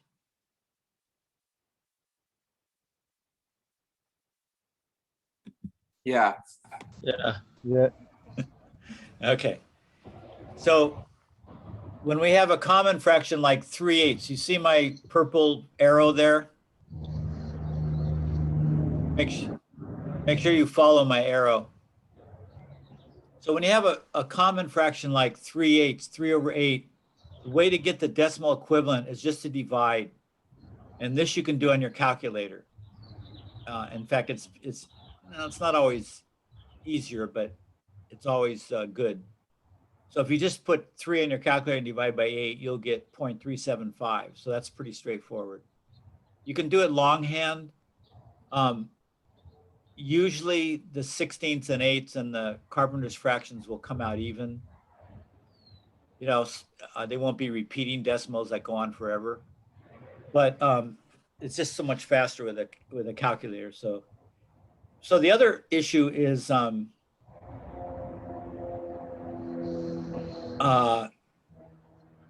yeah, here's one. It's a problem. Multiplication, they end up with 4/10. So a decimal means 10, a base 10 system. That's literally what decimal means. So if you get an answer that's in 10, then you're in luck, because then you can just put it as 4/10. You can just go right there. But usually you have to, this isn't in tenths, 3/8, so you have to divide. Now the other example, when I said vice versa, I meant going from a decimal to a common fraction. So this is not quite as easy, although it's pretty easy. And this one, you can say it. So a lot of times when we were taught decimals as kids, the teachers would say, don't say 0.6, say 6/10. They may have said that. And if they didn't, then I'll say it. If you just read a decimal fraction, especially if it's just a tenth, there's only 1/10, but also for hundreds at least, you can just read it. So that would be 6/10. And that literally tells you what that common fraction is. When you read it, it reads as a common fraction, and then you can reduce it or not. So that's one way. Okay, this is bigger, and you have to know how to read a decimal out loud. So this one, it's not 5/10 because it's got a 0 in the way. So it's 500. You go to the next unit. So if you know how to read that, and you can read it as 500, then you can literally put down 500 as your common fraction. When it starts getting more zeros, then it'll be harder to remember what value that is. Hundreds, thousands, 10,000s, whatever.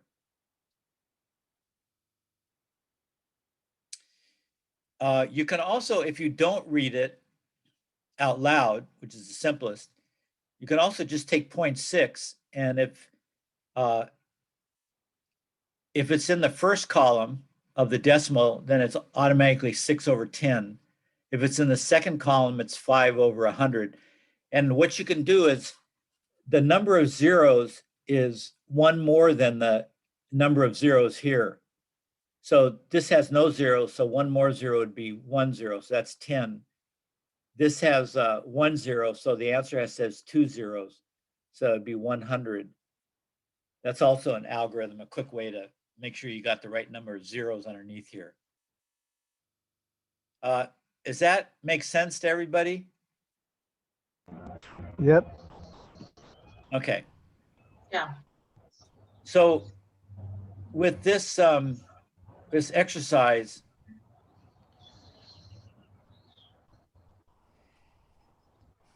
the first thing they're doing is they're having you translate this fraction into one with a 10 or 100 denominator, which is a decimal denominator. So for instance, to get 10, I had to multiply 5 by 2. So if I multiply 8 by 2, I get 8. So that would be 8/10 or point what? 0.8. 0.8, right. So you can do these. If you need help with decimal, do these at home. I'm not sure they're a great exercise. What else we got here? No, that's all we got. So let's take a few minutes and do it. If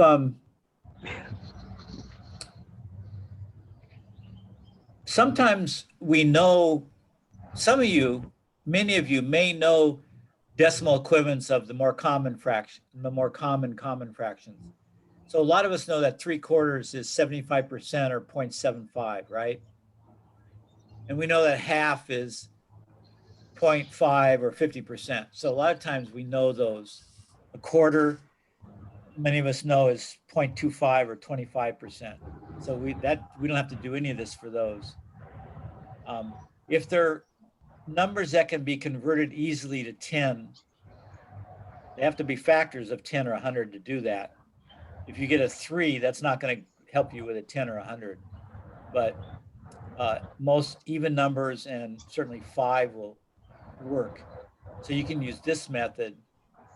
But otherwise, you just can divide. You can take your calculator and divide 5 by 8 and get the decimal number up there. Yeah. So if you have your calculators with you today, or cell phones with calculators, go ahead and try, try these two. See what you get.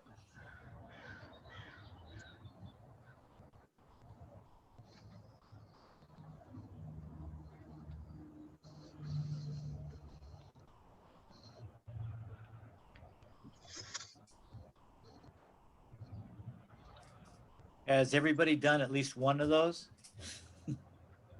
Or are you still looking for your calculators? Okay. 60 equals.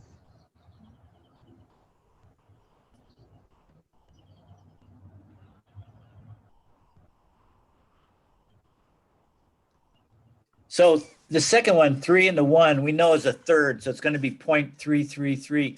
Now here's something we should say. When you divide numbers on a calculator and you get decimal answers, there's 2 kinds of decimal answers. The one that complete themselves, so eventually it'll go to an even number and that'll be it, and the next number will be 0. But it might be a repeating decimal where it goes on forever. And so if it's a repeating decimal, we'll have to choose. Like this one's 0.33333. It goes on 333 forever.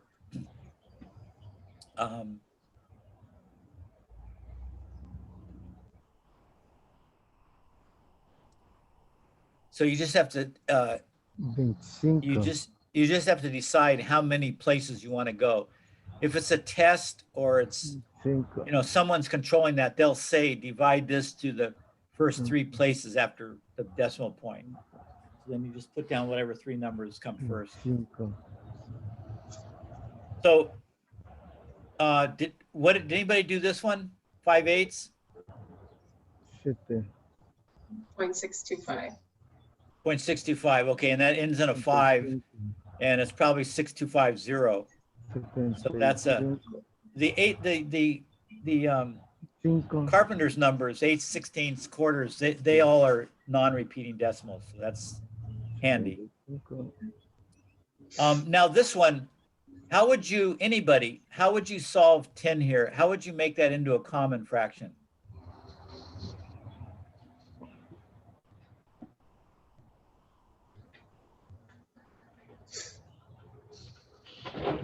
Over 100. Put it over 100. Put what over then 100? Reduce. Oh, put 3/4 over 100 and then reduce. Yeah, well, so here's the thing. If a teacher says translate this into a common fraction, you can put 34 over 100 and leave it, because that is a common fraction. They'll have to add and reduce it to its simplest form. Then you would reduce it, but you don't always have to reduce it. We get to thinking that a number is not complete unless it's reduced, which is wrong. A number is a number. They may want you to reduce it because for various reasons, like it's easier to work with smaller numbers. But if they don't say that, then your answer is fine of any kind of common. That's a 1750. Yes, that's right. And I don't think it goes any less than 1750. When you got 17 is a prime number. When you have a prime number, it doesn't have any factors except 1 in itself. Then you know you're stuck. That's it. So okay, good. So these, and one more thing on these when you have a 0 in your number, ¿Vas a hacer tu cuenta hoy día, perra? Qué lindo. when you have a 0 in your number, you can make this into 70 hundredths, or you can cross out the 0 because it's the same thing.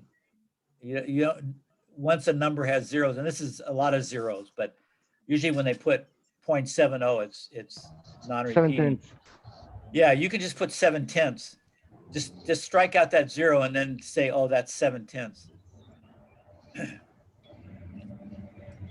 So that's it for decimals, except decimals are great because you can use a calculator.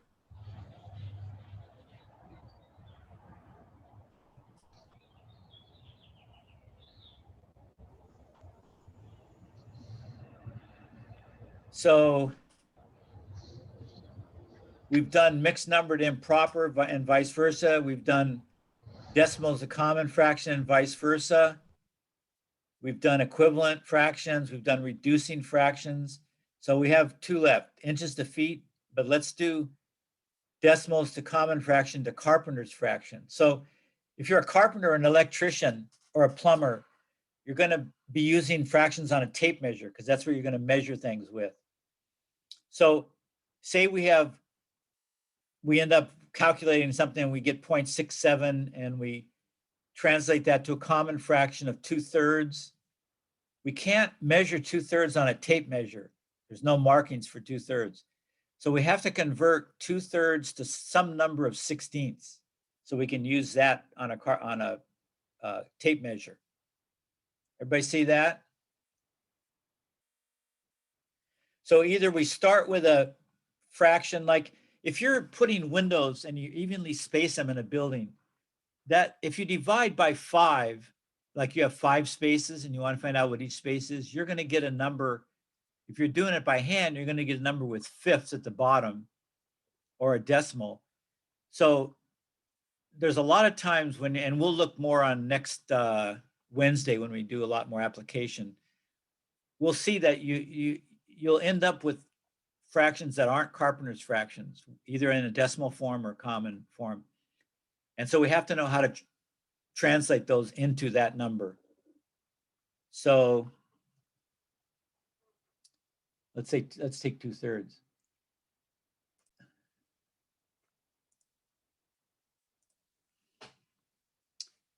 Oh, I got to pin me or we're going to be looking at Gerardo all afternoon. Okay. So let's take 2/3, right?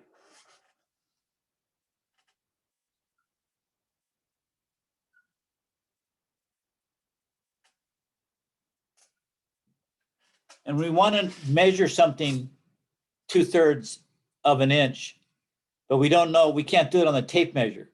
So we got to change it to something with 16ths. Now it might turn out that it goes to 8ths or quarters. We don't know ahead of time, but if you always translate it into 16ths, then you'll know you'll have it on the tape measure. If it comes out 4/16, you can always say, oh, that's a quarter. But always use 16ths because it's the finest grain that you can do. So this is an algebra problem. It's a proportion problem. And you can guess these, which a lot of carpenters do that don't have good math skills. And you can say, well, 2/3, if that were 15, a third of 15 is 5, so 2/3 would be 10. So it's going to be around 10/16. And that's a good guess. That's pretty close. And in framing, you don't need to get closer than that. If you're doing finish work, you might have to get closer.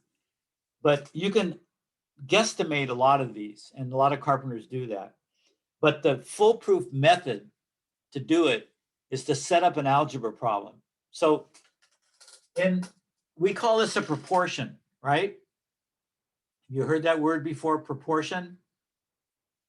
And that means that the ratio here, 2:3, is the same ratio here. So these are the same quantity. Remember we talked about the same value, the same quantity, but different numbers?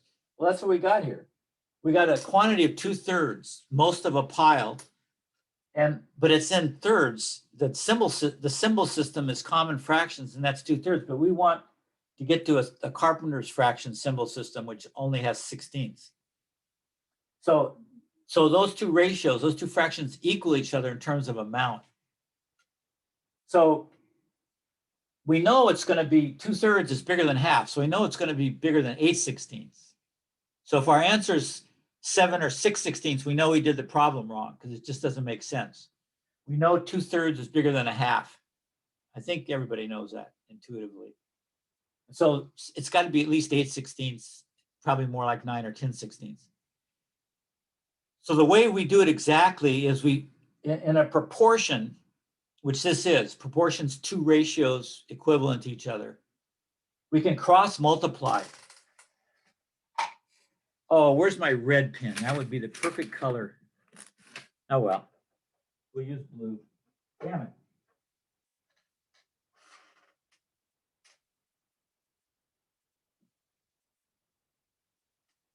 So if we multiply those two sets of numbers, if the two numbers together, the opposite two, and we put those equal to each other, then we have a algebraic equation that we can solve. So 2 times 16, those are both numbers, so we know that. Anybody know offhand what 2 times 16 is? 32. 32. So, and the question of the 3 times a question mark doesn't have an answer because we don't know what the question mark is. So in algebra, for an answer that you're looking for, but you don't know yet, we put an X. Remember that? Yep. Because we don't know the number, so we can't put a number, but we can put a letter. So conventionally, we use an X. So instead of a question mark, we'll put an X up there. So 3 times X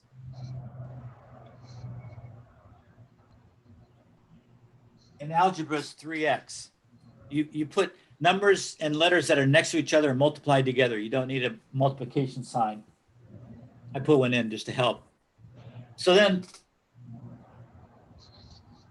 these two have to be equal to each other, these two. So, or these two rather, doesn't matter, either one. So 3X, we can set that equal to 32. So there's our problem. There's our algebra problem, linear algebra equation. It's not really that complicated, and the word algebra shouldn't, it's just the next step in math where you use an unknown, you actually put an unknown symbol down there, and then you can figure out what it is easier. So in an equation, we can add and subtract to both sides or multiply both sides, yeah? As long as it's the same. No, can we add? Yeah. In this case, we want to get the X by itself, yeah? So if we divide both sides by 3, we'll have X by itself on the left side, and we'll have the answer on the right side. So the answer is 32 over 3. Now we have to take that and make that into what's that called? That 32 over 3, what type of fraction is that? It's got a name. Anybody? Improper. Thank you. Improper fraction. So that's why we have to learn to change those into mixed numbers, which we're going to do now. So anybody want to do 32 over 3? That you can use your calculator for, either way. So if we were to do it by hand, 1, 2, that's 0, right?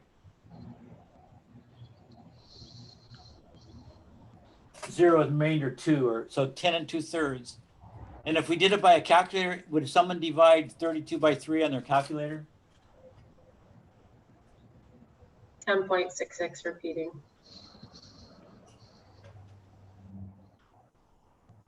So either way, so we're going to round that.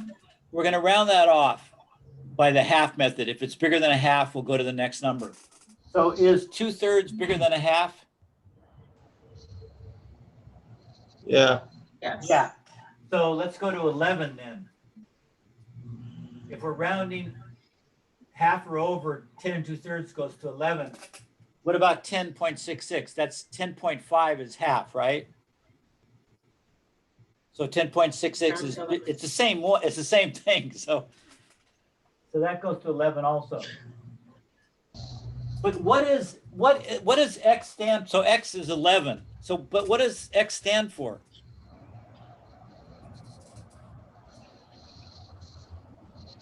11/16 of an inch. Yeah, it's the number, X is the number of 16. So it has to be a whole number. That's why we rounded it up or down.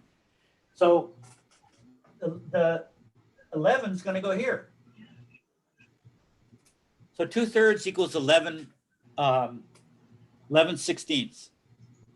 So is 11/16 a carpenter's fraction and 2/3 is not? Yes. 2/3 is not a carpenter's fraction. It won't help us. Seeing with why the we're tape. making this more confusing for ourselves, because 2/3 you don't see on a tape measure, but 11/16 is on a tape measure. Right. Is that right? Exactly. Exactly. That's all we're doing. We've got to have something that's on a tape measure. We can't measure with it. So when you do all that rounding up and rounding down, like when you're building something, is that in the end gonna make things like uneven? Like if you're rounding up and rounding down? Great question, Monica. No, because, okay, here's the answer. In framing, it won't make any difference. We're way down below the flexibility of framing. With finished work, it might make a difference. If you're trying to get a cabinet or a countertop to be exactly right, you might want to get it closer. But 16ths is the smallest number. So in framing, because that's what's on your tape. So you're going to round up or down to 16th anyway. Rodney has a caliper. Sometimes he likes to deal in 30 seconds, which I think is foolish, but he's done more finished work than I have, so I'll give him the answer. But I'm fine with 16ths, but he likes to go to 30 seconds sometimes. There probably are a few times when that's valuable, but most of the time it's not. You can go with 16, even. So remember I said you could kind of intuitively do it if a third of, take a number that's got, we're looking at thirds, so take a number that's a multiple of 3. So the one closest to 16 is 15. So if we were dealing with 15ths, well, a third of, 2/3 of 15 is 10. 5 is a third and double that is 10. So 10/15 is pretty close to the answer. We're just a 16th off. So you could, and since it's 16 instead of 15, you could go a little bit high and say it's a little more than 10 16ths, which it would be. So a lot of times you can intuitively guess this. Some carpenters are really good at math and they can do math quickly and they'll use a mathematical method. Some are not quick or they just don't know the math. And so they use their intuition, but their intuition's based on years of observations and working with numbers. So they would they could guess those things pretty easily. So you don't have to be really great at math to be a carpenter or a plumber, an electrician by any means. I've had guys that were master carpenters that I've worked under. They couldn't do math to save their life, but they were spot on. Everything they did was exact. So I know for a fact that it's not critical. But if you do know math, it helps you out a lot. You can visualize things better and come to answers that are pretty accurate. So that's a lot of work for a proportion, but that is the way to get the exact answer. And a lot of students can't remember that proportion, and I know it's hard. So we've come up with another solution that's even better, and that's called a construction calculator. And if I divide, let's see if I can do this. I use these once a year. So we turn it on, and we're dividing 3 by 2, right? So 3 divided by 2 equals, oh God, these things are too, 3, let's say inches. I guess they want inches. God, leave me alone. Where's the inch thing? Ah.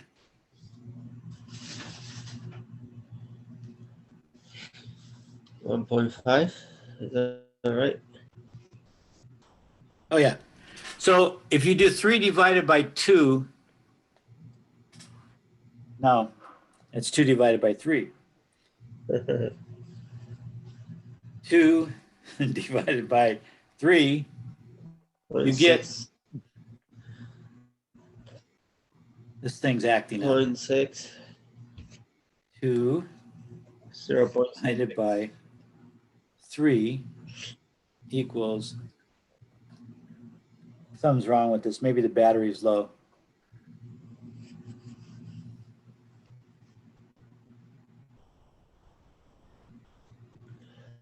Anybody have a construction calculator on them?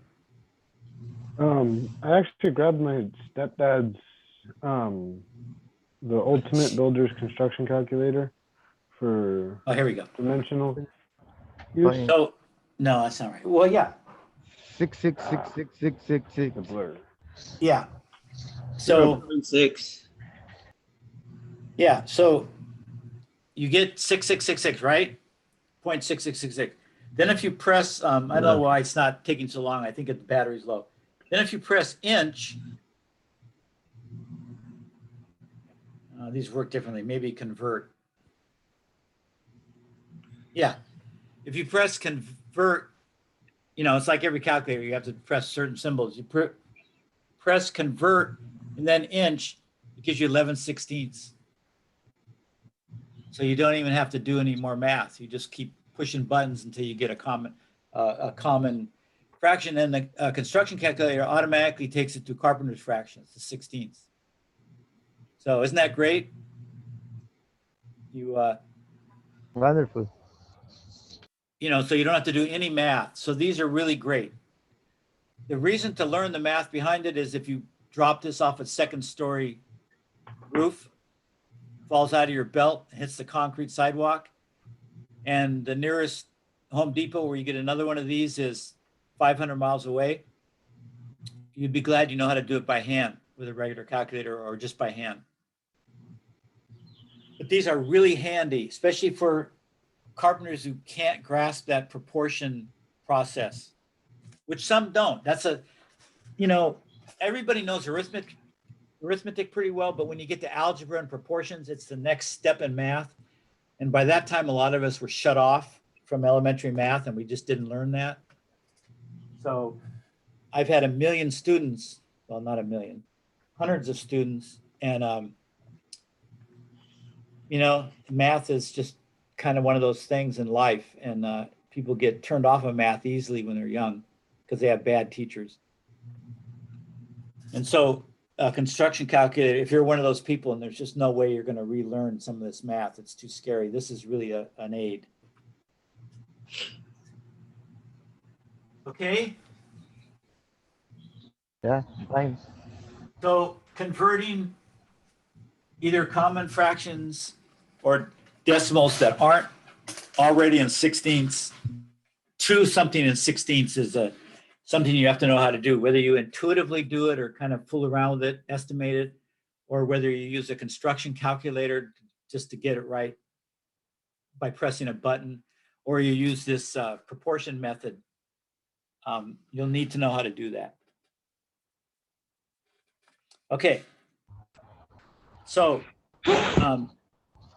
let's go on to operations.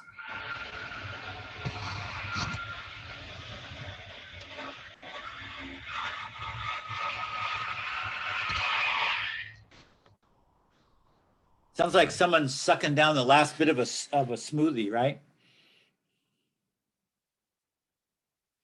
So this page that we started with, can you all see that okay? Yes. Yes. Okay. No, it looks bloody. How's that? It's like when you're at the eye doctor and he flips the better. thing back and forth and he says, good. And you go, yeah, better. Yeah. Click, better, better. Okay. So so we're gonna do operations. That's adding, subtracting, dividing, and multiplying. And we're gonna do them with common fractions and with decimals, because those are the ones you work with in construction. And we may talk a little bit more about calculators. So here's an addition of common fractions, 1/2 plus 2/3. So we can't add numbers in fractions that have a different bottom number. You just can't do it. Here's a subtraction problem where the bottom numbers are the same, and you can do that. If this were addition, to be the same way. You can add or subtract these because the bottom number is the same. And all you do is add or subtract the top number. So if this were an addition problem, it would be 5/8 plus 1/8. It would be 5 plus 1 is 6 all over 8. So you keep the common denominator. In this case would be 8, and you add the top numbers. In this case would be 6. So you get 6/8. If you're subtracting, you keep the bottom number if they're the same. That's 8. And you subtract 1 from 5 and you get 4. So that's 4/8. So that when the numbers are the same, that's pretty easy. The thing that's different is you have to change these so that the bottom numbers are the same in order to add or subtract, right? Hello? Yes. Yes. Yeah. Okay. So there's the quickest way to do it. I wonder if I have a worksheet with that. You would think I would, but not necessarily, huh?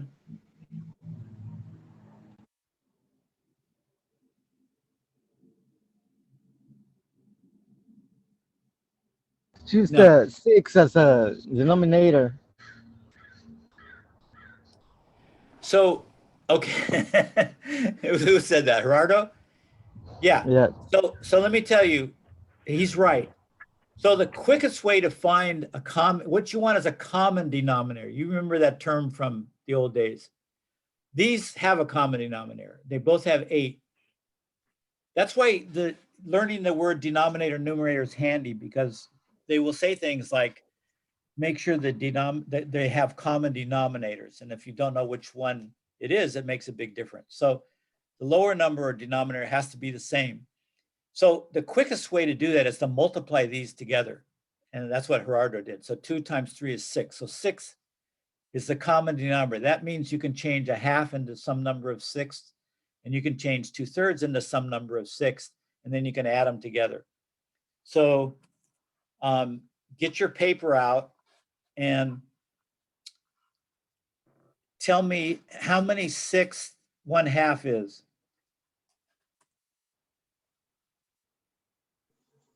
3/6. 3/6, yeah.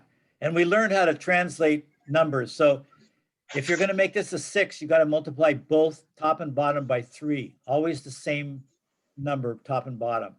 So 3 times 2 is 6, and 3 times 1 is 3. So 1/2 is 3/6. And a lot of you know that because halves are always the top number is 1/2 of the bottom number. So that's 3/6. And then how many 6 is 2/3? Anybody know that?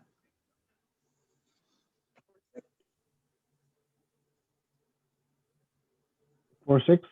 Yeah. So we could double it, or, double both numbers. So 4 over 6, or multiply both by 2. If we multiply 3 by 2 to get 6, we multiply 2 by 2 to get 4. So 3/6 and 4/6 then is 7/6, right? So that's how we converted these and then added them, 7/6, and that's an improper number, but that is an answer.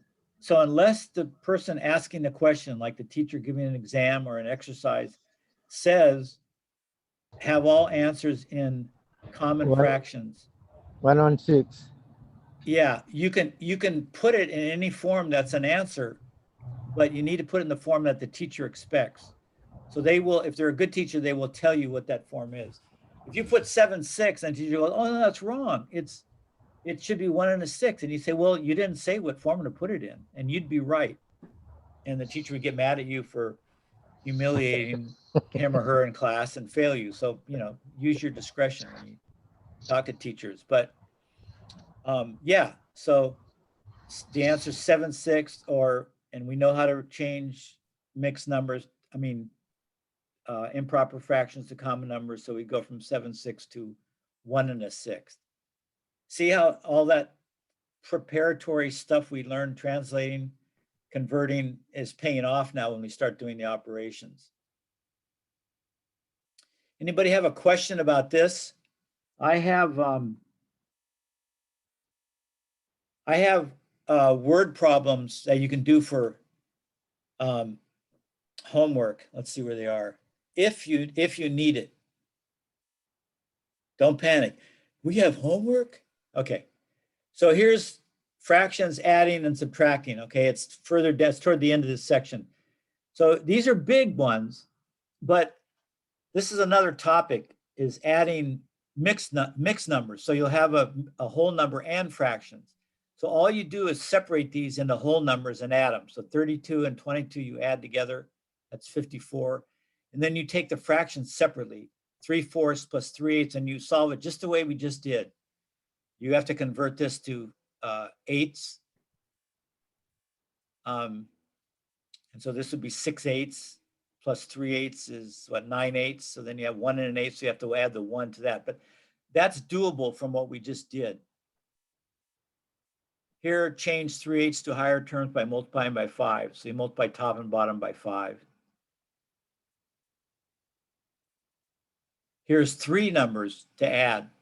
So this page will also go over in the last session because we'll do some of these application problems. But if you want a little practice in adding fractions and finding common denominators, these are, just pick some of these. Don't do the word problems. Pick some of these that you can convert. So somebody tell me in number 4 here, what denominator you would choose as the common denominator.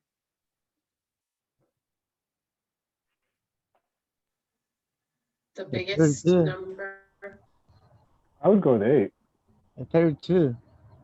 So if you chose smallest. 8, how would you convert 30 seconds to 8s? Oh, you can't do that part. Right. And you Oh, can't then do, you've got to convert up then. You can't yeah, reduce yeah. that. right. So this takes a little time to see that. And that's just the way it is. You know, it depends on what these upper numbers are. So sometimes you can bring an 8th up, like say, well, yeah, we would be doing here. Sometimes you can bring a 30-second down to an 8th, like say this was 4 30 seconds, then we know that's 1/8, and that would go with the 8th. And if this was 8/16, that would be 4/8, and we could add all those 8s together. But it depends on this top number, whether you can, you know, divide that. Yeah, I think like it's easier to go up, especially when you have odd numbers, right? When you have even numbers, it's easy to go down, Yeah, like convert down. But then also like if you go up, if you use the highest number, you can almost always, when you get your answer, translate or reduce that number into yeah. a smaller number. Yeah, But if you mess up, it's hard to go back Yeah. in your operations and like translate it in the middle. So I think like, Right. I don't know, for me, when I was doing the other operations, I can reduce as I'm going, but if I mess up and I get confused, then I have to start over. So it's Yeah. always easier So- to use the bigger number. That equals to 2732. Gerardo's really interested. Gerardo, it's great that you do these. I appreciate it. Let me say something first. I'm not too concerned about the answer, but I think you're right. Monica's totally right. It reminded me of something else too. When you're not really good at, confident is the word. When you're not really confident about these, you kind of know how to do it, but you haven't done it a lot, and you think that, well, I might make mistakes because I've relearned it and it's kind of new. So then I'll give you the foolproof method, and Monica hit on the foolproof method here. The way that always works is to go to the biggest denominator, in this case 32, and just change everything else to 30 seconds because you're just multiplying up, and that will always be right. If you want to go to the smallest number, which makes the math easier to do, but it's easier to make mistakes, and then you have to look at the numerators and see if they'll work. And she's right, there's much more room for error if you go. So I often give my students the more plotting, simple way. It takes a little longer, and they're always trying to do shortcuts. You know, people are impatient, and it's a sign of skill if you can do really shortcuts. That's true, but you want to get it right. That's the most important thing. And so if you're unsure or new at this, or you relearned it, then take the slow way. And this would be, the simplest would be to go to 30 seconds and make them all 30 seconds and then reduce them at the end if you need to. Like I said, you can have an answer in 30, 20, 30 seconds, and that's still a correct answer. It's only if the teacher wants you to reduce it, would you reduce it? Okay, I just want people to know that fractions are fractions. They mean the same thing. They're all valid.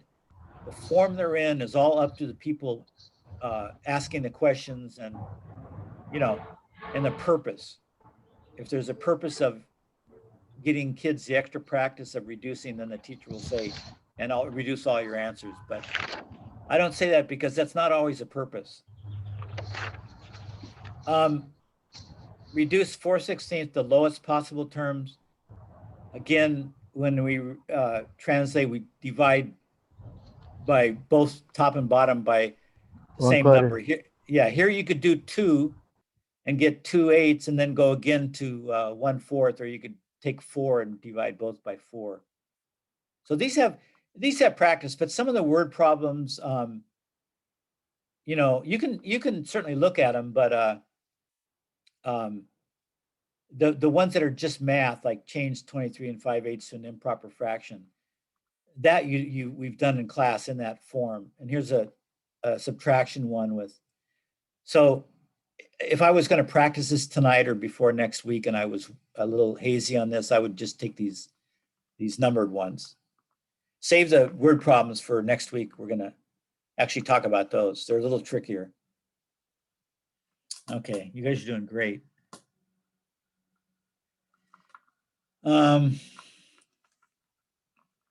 So that was adding common fractions, right? Translate both fractions to ones having common denominators. We just went over that. There's several ways you can do it, but make sure they have the same bottom number, and then just add the top numbers.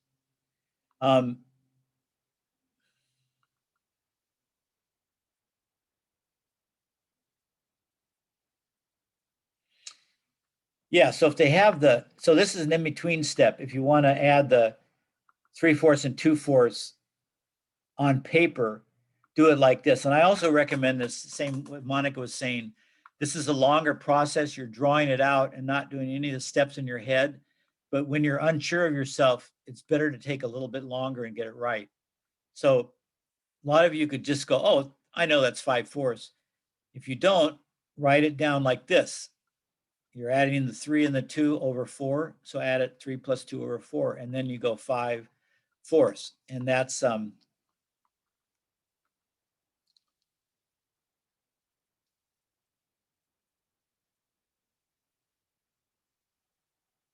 okay.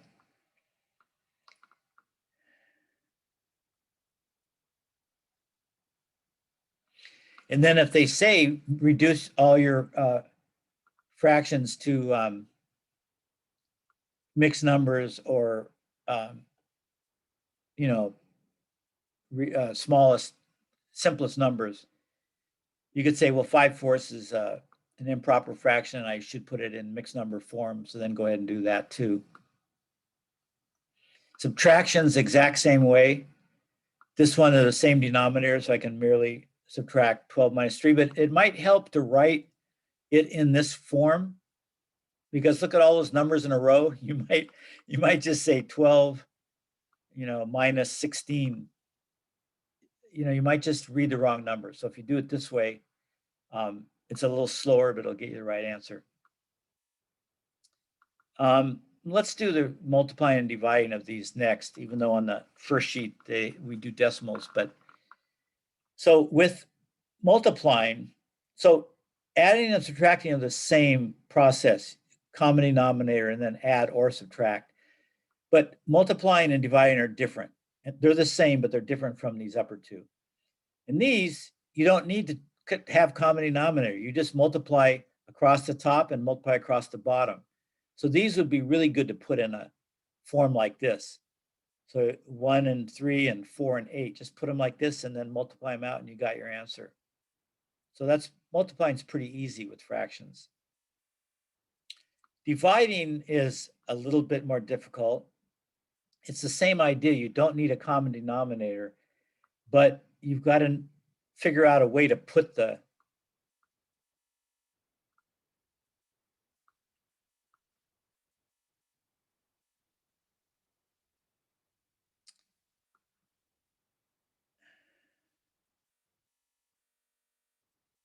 okay. So remember that phrase invert and multiply? I mean, it's seared into my brain, so I'll never forget it. Does anybody remember that phrase in dealing with multiplying fractions? Second question, is anybody awake? No. Well, if you know you're awake, then tell me if you remember the word invert in your math instruction. I don't. Was that a yes? There, change it. Yeah. Other side. Okay. I don't remember Choose the learning right the side. word either. Okay. So this is why they use the word invert. You don't need the word invert, although it's the single most descriptive word. When you divide, you don't need to change the common denominator, but you have to flip over the second number. So division becomes the same as multiplication, except that you flip the second number. So instead of 1/2, you're going to have 2/1. So then you just treat it as a multiplication problem. 1 times 2 and 8 times 1. And then you get 2 8s.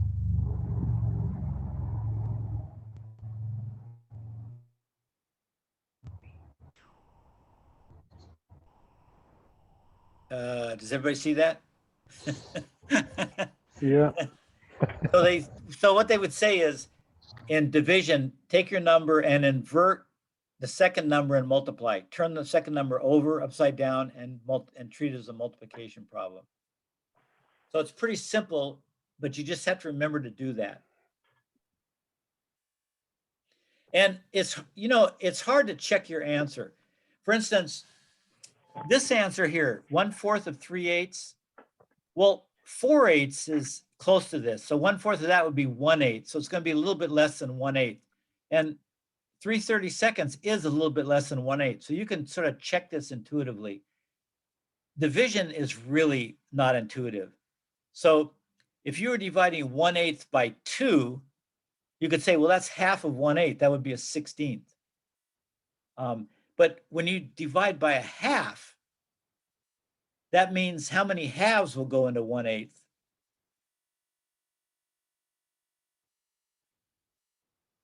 No. Yeah. And obviously you can't even get a whole half into 1/8. You can only get 1/4 of a half into 1/8. So this is intuitively hard to check and see if you're in the ballpark. So you just have to kind of religiously invert and multiply. Take the problem, next step, invert this, turn it over to 2/1 instead of 1/2, and then treat it as a multiplication problem like up here. Okay?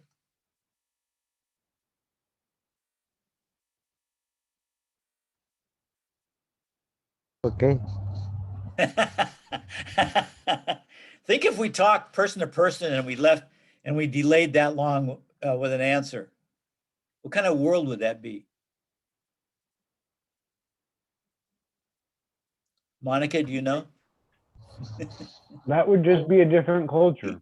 A Like world native. that's not on Zoom. A non-Zoom, Zoom would not be a multi-million-dollar company if that were true.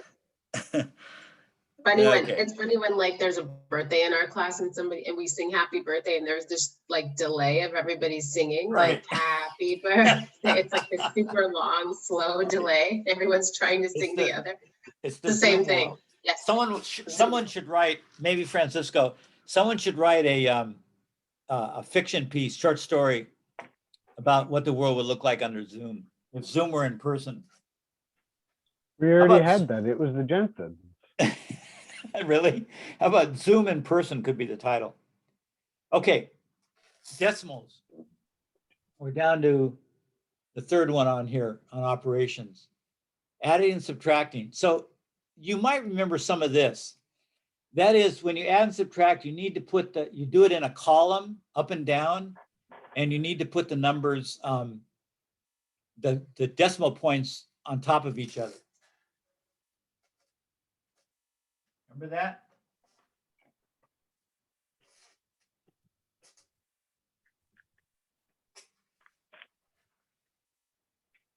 Let's see. Pause. Yeah. So, oh God, that'd be dangerous if I knew what I was doing. So that one was 0.555, and if we're going to add it to 0.413, we just add. We make sure the decimal points are up and down from each other, and you can bring down the decimal point.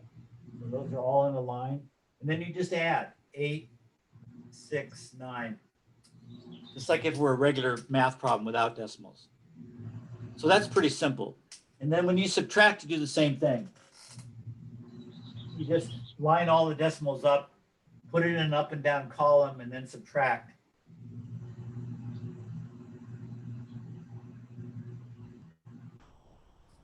And then you get 0.142. So decimals are simple adding and subtracting. The hard part comes when you multiply.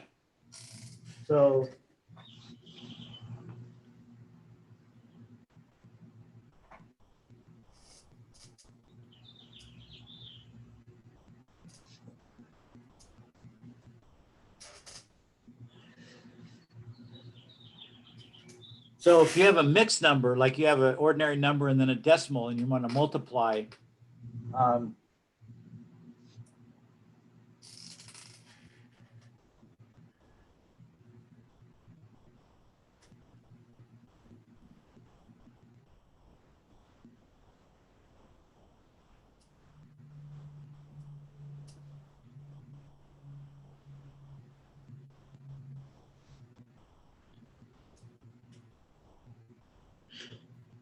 anybody remember how to do this?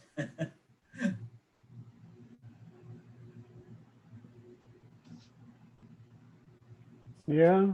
So I think you do it in a column, 0.2 times 5, and then what you want to do is make that 2, make any number in the problem itself into a whole number, and make sure you do the same for the answer. So if I want to make 0.22, I have to slide the decimal point to the right one. And then if I do 2 times 5, I get 10. And then I want to slide the decimal point 1 to the right also, which will give me 1. That comes out the right answer because 0.2 is 1/5. So 1/5 of 5 is 1. So I know that's the right answer. Does anybody know how to explain that better? Or have learned it differently? Well, if there's only one digit to the right of the decimal, then you only move it over one time at the finished product. Yeah, so this 0.2 has one, it's got one digit after decimal. So you move it, but you got to know where to start with the decimal and where to move it on the answer, right? But I think you start with the decimal. I think you do the multiplication without a decimal, so you get 10. And then I think you put the decimal on the left and then move it 1 after you get it. Would that make sense? Yeah. So we just forget about the decimal. 2 times 5 is 10. Then we put the decimal on the left of all the numbers. And then if we move this to the right to make 10, we have to move this to the right one space also. Comes out with the right answer. Is that the right algorithm? You know, it's funny because determined if it's consistent. It's funny because we have calculators and you can just do 0.2 times 5 and get the answer. So this really isn't critical anymore. It's just kind of interesting to try to remember it. And the division's even worse.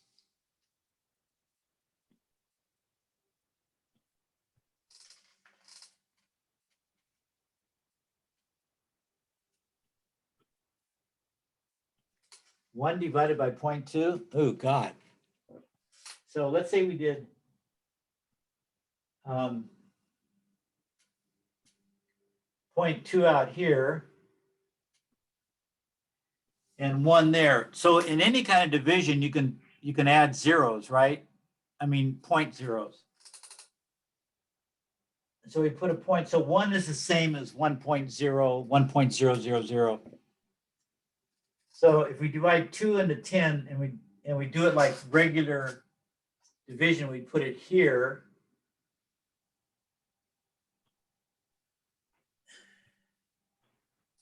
And we'd move this like this, and then that would be there. And the answer is 5, right? Anybody remember that? Hey, I've got 60 years between me and elementary school. And I know most of you don't have that long. Nobody can remember that? I think that's right. But That's right. it's a matter of, in adding and subtracting decimals, you line up the decimal point. In multiplying and dividing, you don't line it up, but you have to count, you have to move it to get the right answer. And I think those are the correct movements. I'm not 100% positive. And nobody seems to know the difference either. So go with that. Oh, wait. I wonder if I have it on that sheet. I always remember that, like the multiplying decimals. So that, like that example you gave, 0.2 times 5. Yeah. In my mind, I always remember like it as proportions or percentages. So like if you move the decimal point over 2 spots, it would be like, what is 20% of 5? And 20% of 5 is obviously 1. So like I don't remember doing it like that, but I remember changing the decimals to proportions. I don't know if anybody remembers or knew that. Okay, so here's a great thing. Thank you. This is a good idea. Change the decimal to a common fraction. So 0.2 is 2/10 times 5 equals 10/10 or 1. So that's essentially what you were doing. That'll work. Yeah. But there is a way to do it with decimals, but it involves counting, and you got to count the right direction. Mm-hmm. Like here, you got to put if you put it on the right, I think it's easier if you're going the same direction on the problem and on the answer. And I think that'll work. But each time you have to remember that. And every year I have to go through this because I don't use it in the whole year. And I have to like reconstruct it. So converting it to common fraction or using your calculator would be much better. And really, you don't need to know how to do this. I mean, nobody works with decimals that doesn't use a calculator. It's just stupid to do that. You know what I mean? Calculators are you just plug in the numbers and put the operation sign in between them and you're home free, you know? So I say we go with that, huh? And the last thing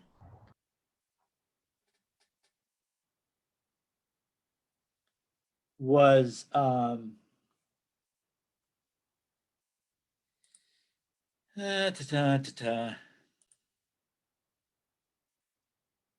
yeah, we didn't do feet to inches yet, right?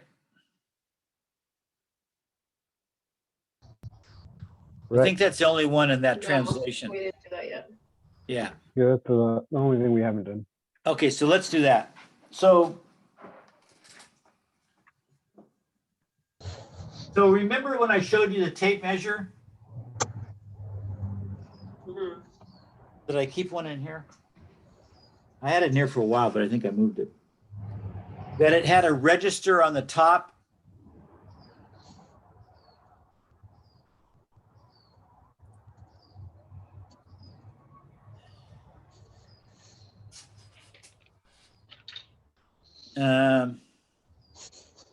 Hold on.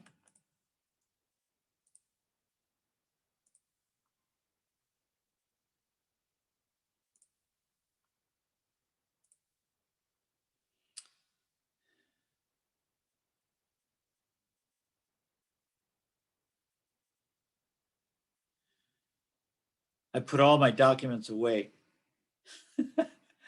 One day too early.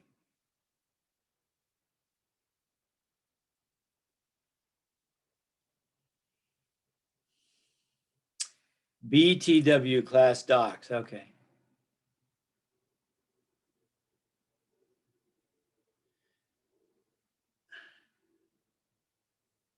I don't have that on there.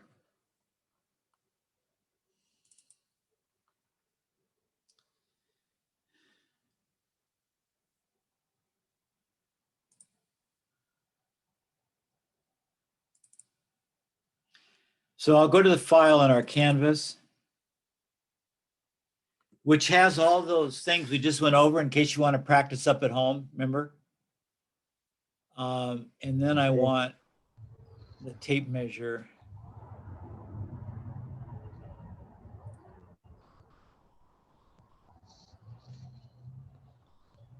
Nope, don't want that one.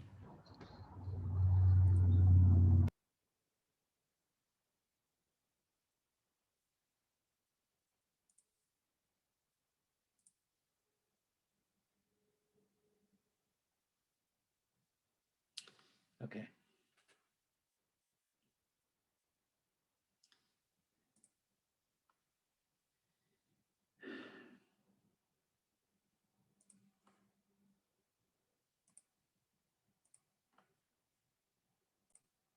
Okay, does everybody see this? Yeah, it's a tape measure. Yeah, it's not, I can't get it bigger, I don't think. But I don't think we'll need it. So this is your standard tape measure, and it's got, remember we call the upper scale the two scales register, so it has an upper register and a lower register. 1 through 12, they're the same. It's just inches to feet to 12 inches. But then when you get above 12 inches, you start a second foot. So you can either call this number right here 1 foot 3 or 15. If you're just dealing with inches, you call it 15 inches. If you're saying it in feet and inches, it would be 1 foot 3 inches. Everybody see that? Yes. Yeah. So a lot of times you have to convert these back and forth. So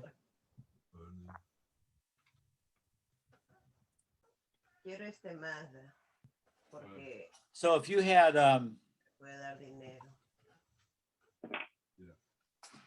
Mira, ese es un más como el que tenía yo. Estos carros son un buen dinero, dice Viejo. Y miras todo, este se ha dado todos los carros. Él me pasó. Mini.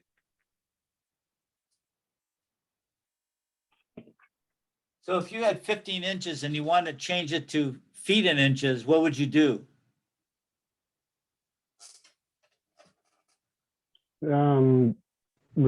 Reduce it by 12 inches, which is a full foot. Right. And Take the 12 3 inches out of it. remaining. And you get 3. So you just subtract 12 inches from whatever you have and you get 3 inches, and then that 12 inches is a foot. So 1 foot 3 is the same as 15. Now, what if you have this number?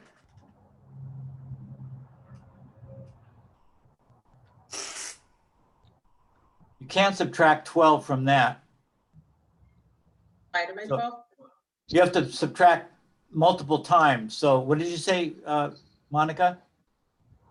You could divide it by 12? You could divide. So this is just dividing 1/12. If you have to divide multiple 12s, we divide. So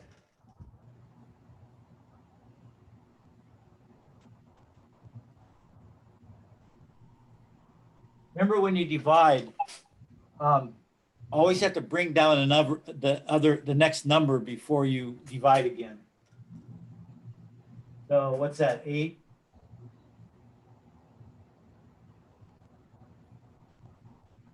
So we say 18 remainder 5 or 5/12, but since we're dealing with feet and inches, that's just 18 feet 5 inches.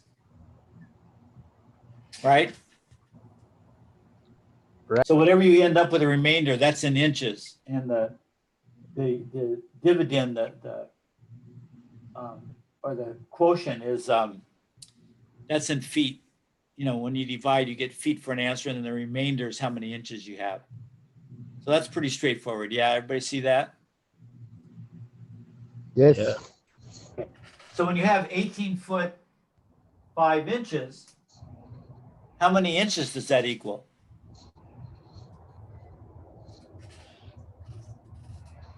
There's 221. So you're gonna multiply, yeah. You're gonna multiply 12 times the feet, and you're gonna get probably 216. And then you're gonna add that extra 5 inches, which makes it 221, right? So Right. you don't multiply the 12 times the inches, just put those inches aside. You're changing the feet into inches. So you multiply the feet times 12, and you get a number, and that's inches. And then you bring down that 5 inches.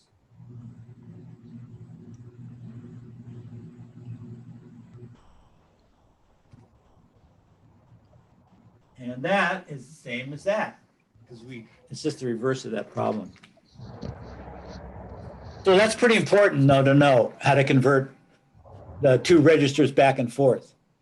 When you have the tape in front of you, you could pull a tape all the way out to 220 inches and see what that is, and see that that's 18 foot 5, but that's a lot of work, and your boss will be pissed if you do that. He'll say, good God, you have to pull the tape out to figure that out. So it's better if you know the math. And one more thing, and then we'll break into groups and get a little extra help on whatever we need.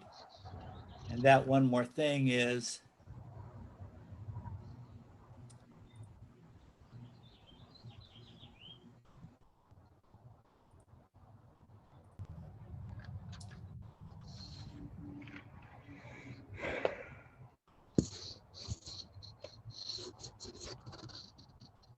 so the decimals, if you want more practice between now and next class, here's a bunch of relatively simple problems. The adding's pretty easy, the adding and subtracting. We went over that. You line the decimals up.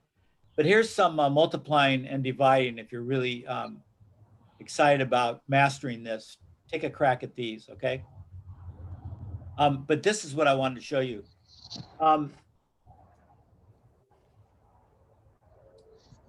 On the tape measure, many of you have not used the tape measure before, and it's got all these little divisions between the inches, 16 of them, and it's kind of hard to find them. So this is a little chart that helps you, gives you a hint on how to find them. So the lines on the tape measure, they've got these lines dividing, and they're different size. So the biggest line, which is in the middle between an inch and the next inch, it's the longest line this way. That'll be the halfway point, and you can see it's halfway. So that's pretty easy. Then the next biggest will be the quarter, and it's a little bit it's not as high as this one, but it's higher than this one. The next one, lowest one, will be the 1/8, and the 16th will be the lowest. So that helps you a little bit. The tape measure helps you a little bit find your way around, but it's not enough. So on this first half, it's relatively easy because you go a 16th, and then there's an 1/8, and then there's a quarter, and then there's 3/8, and then there's a half. And in between, so you want to know, okay, it goes 16th to an 1/8, and then what's next? Because none of these are marked actually, right? The numbers themselves, only the inches are marked. So this is all got no numbers on the tape measure. First division, these are all divisions here on the tape measure. First division is a 16th, obviously. Second one's 2/16 or an 1/8, and it's a little longer, and you'll get used to looking at that as an 1/8 because there's 8 of this size lines, or actually 7, but there's 8 of these divisions. Then the next one's back to a 16th type division, but you know it's one more than the 8th, and here's where you have to translate. So an 8th is the same as 2/16. So this next one must be 3/16. Or you can go to the quarter mark and go either way. So if this is a quarter and I know that's 4/16, if I go one to the left, that's obviously one less. So that's 3/16. If I go one to the right, that's 5/16. So this is how you can find your numbers by relating to the bigger numbers. If you go 3/8, you have to change that to 16th. So you can change all of these to 16th because you know how to do that translation. So this is 6/16, multiply top and bottom by 2. So this must be one less, this must be 5/16, this must be 7/16. And then this is 8/16. So yeah, that makes sense. And you can always double check and say, is that 7/16? Well, the next one's half, 8/16. Okay, that's right. And you do the same thing for the second half, which is even harder because the numbers are bigger. So you know half is 8/16, so the first one must be 9. You know 5/8 is the same as 10/16, so that's 5/8. And then if that's 10/16, that has to be 11. That has to be 12/16. That has to be 13, 14, 15, and on up. So maybe that'll help some of you who are just new at looking at a tape measure. And so what you should do is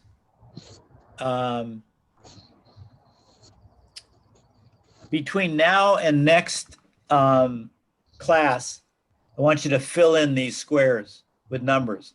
And we may have time to do it today when we break into groups. You don't even have to do all of it, just do one row. And if we don't have time breaking into groups or afterwards, if am not able to give you time, then just do this at home. So I don't know why this says 1/8. Oh, so look at this. This is an inch, right? This division. So how many spaces are there? 1, 2, 3, 4, 5, 6, 7, 8. So it doesn't go to 16ths, right? Right. Whoever made this chart, I didn't make it. Didn't have enough room. They wanted to do bigger. So this says 1/8, just to make sure you start out right. Then the next one is 2/8 or a quarter.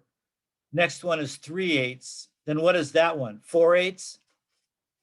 A half. And what, yeah, and translate it to the smallest, to the simplest number. So that would be a half. So you put a half in there.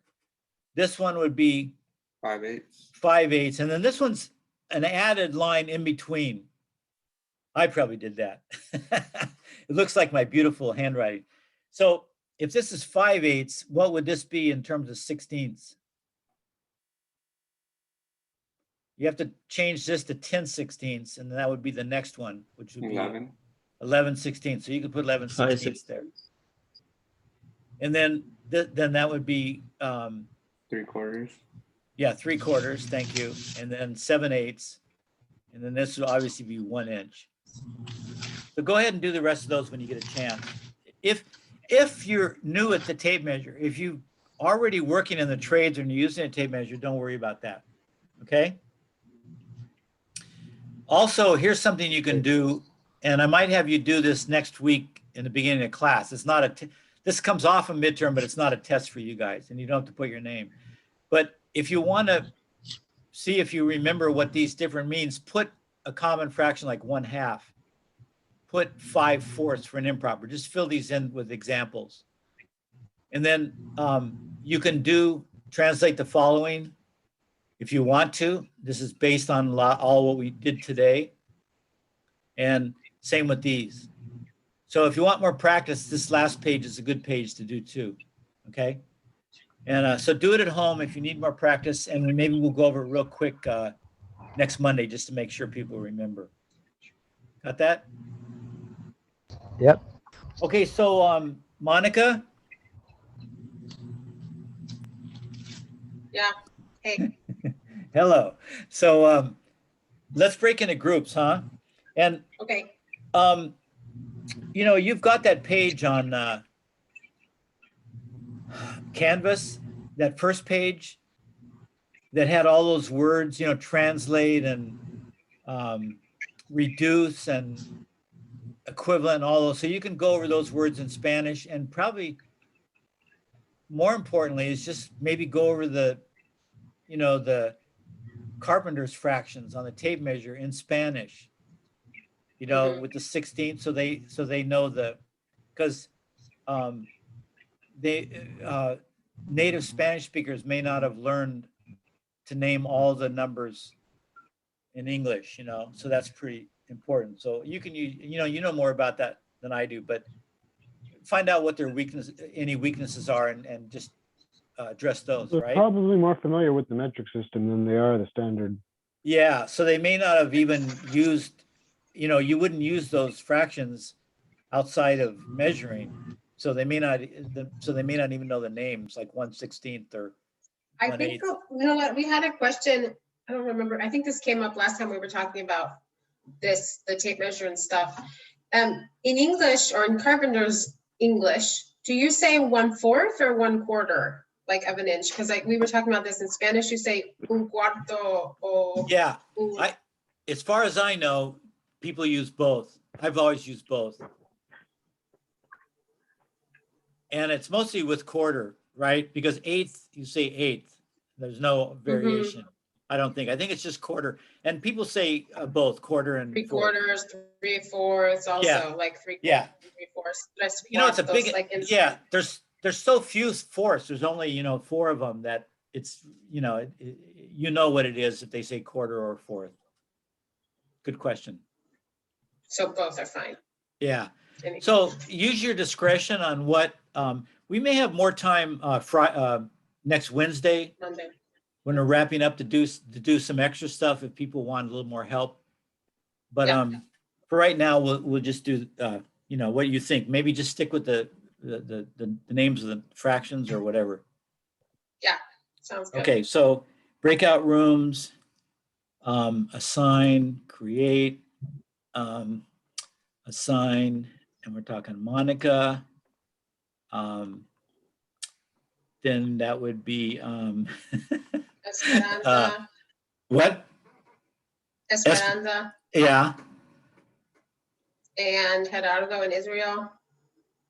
Now, the rest of the class, remember, if your English is weak, and maybe the rest of you are bilingual and no problem, but if any of you that aren't used to going to this room, if you don't know the fractions, especially the Carpenter's fractions in English perfectly, you might want to go to this group. Math's a little bit more complicated than just general English. It's got a lot of specific things. So anybody think they might want to go? Can I join that group? Jasmine. Okay. Thank you. Gerardo's going to teach me. Gerardo's really good at math, so he's going to teach our group how to do. Oh, great. Carpenter's fractions in Spanish. Okay, so we can go the whole time, so don't worry about the time. And when you come back, we'll do something together, but take as much time as you need for this. Okay. Okay? Sounds good. All right. So do I open all rooms? Yeah, you can. I always hit the wrong buttons there. Okay, we're good. Okay. So with this group may not be any better in math than the other group, but your English is supposedly better, or complete. Some of you, your English is as good as mine, obviously, most of you, so that's not a problem. But so what about in terms of math? Any of the things we've done that are troubling you or seem difficult for you? Not really. I just have a comment. Sure. I just noticed that like when I'm on the job and I'm using the tape measure, yeah, it's so much easier than like having to do like in your head a bunch of fraction work. Yeah, who's talking? Luis. Luis, okay. Yeah, I agree. The tape measure is a great tool because it's got so much information in it, on it that it really helps you out. Luis or anybody else, have you ever seen those tape measures that have the halves of fractions? So they'll actually they'll have all the fractions on the lower register. They'll have actual printed out 1/8, I don't know if they have 16th, but they have 1/8, 1/4, 3/8. They have them all printed out on the bottom under the lines that come down. So look for those. I think Home Depot has a pretty good variety, or whatever Osh is called now. Hayward may, but if you're planning on using a tape measure and you're a little rusty on your fractions, they make them so that they have the fractional symbol for each line. Anybody seen those?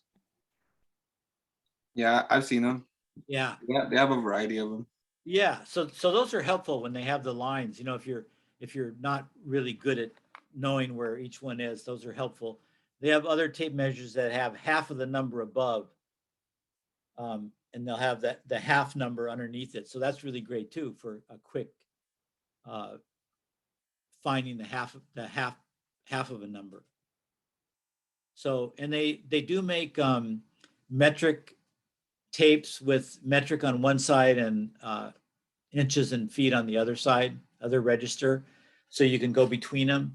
If you've been using metric all your life and you're just starting a career here where you have to use American Standard measurement, those tapes are really helpful, and it also help you get an intuitive idea of what size certain metric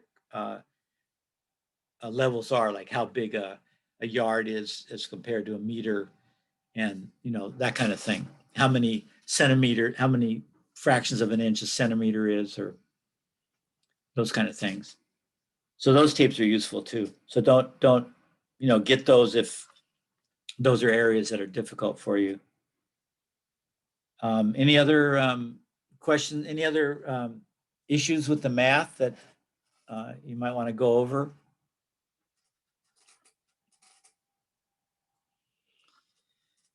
So everybody understands everything we've gone over today pretty well?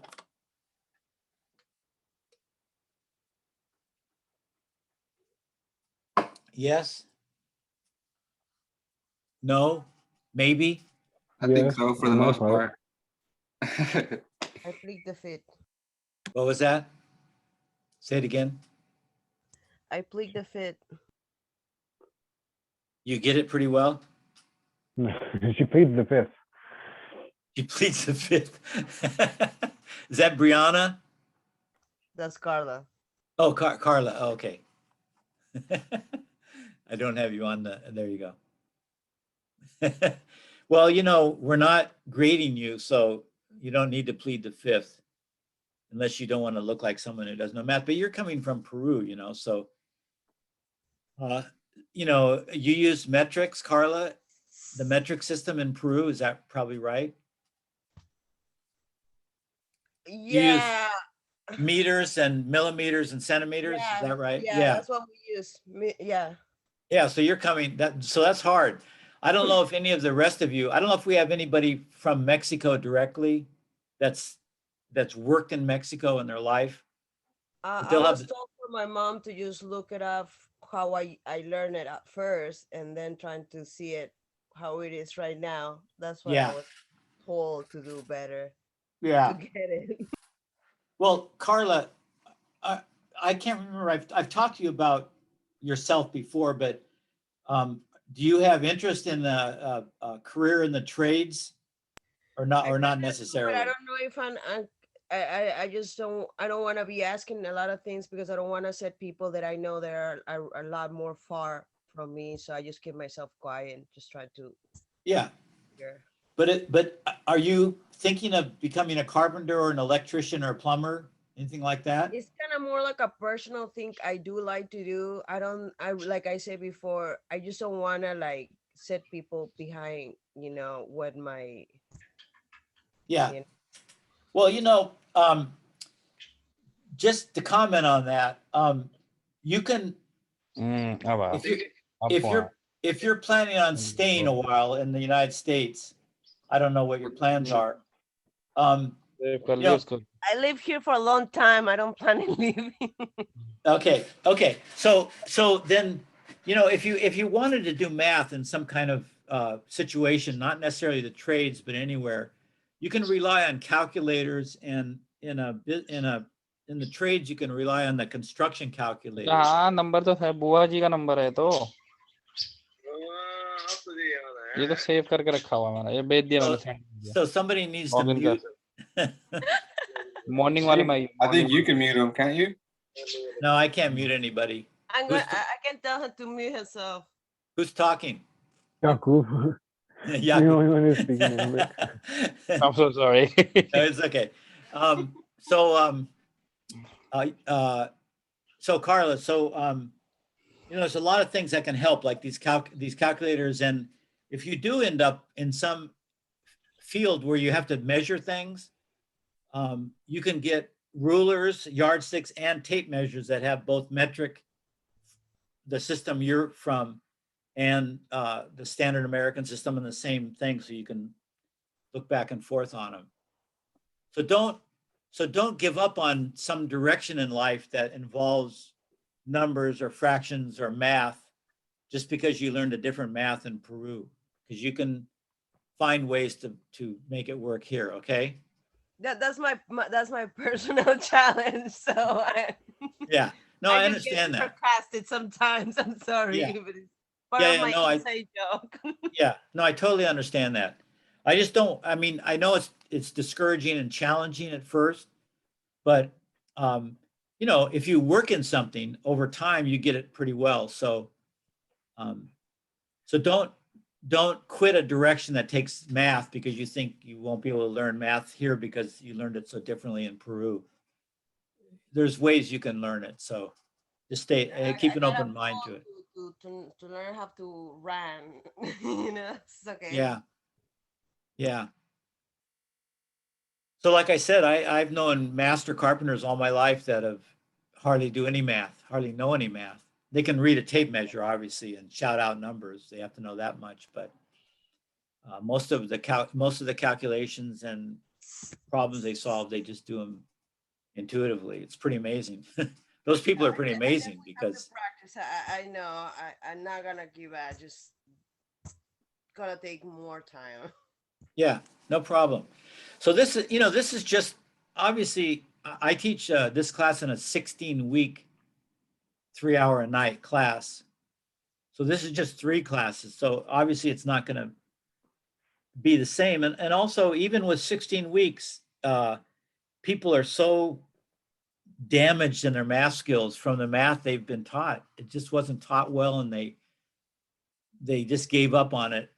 And so even a 16-week class doesn't change everybody. And that's fine. You know, math isn't the end of the world. If you don't know if you don't use math, it's not a big deal. You know, this country's so technology involved in engineering that we think math is the end of the world. It's just the greatest, but it's not. It's only part of life.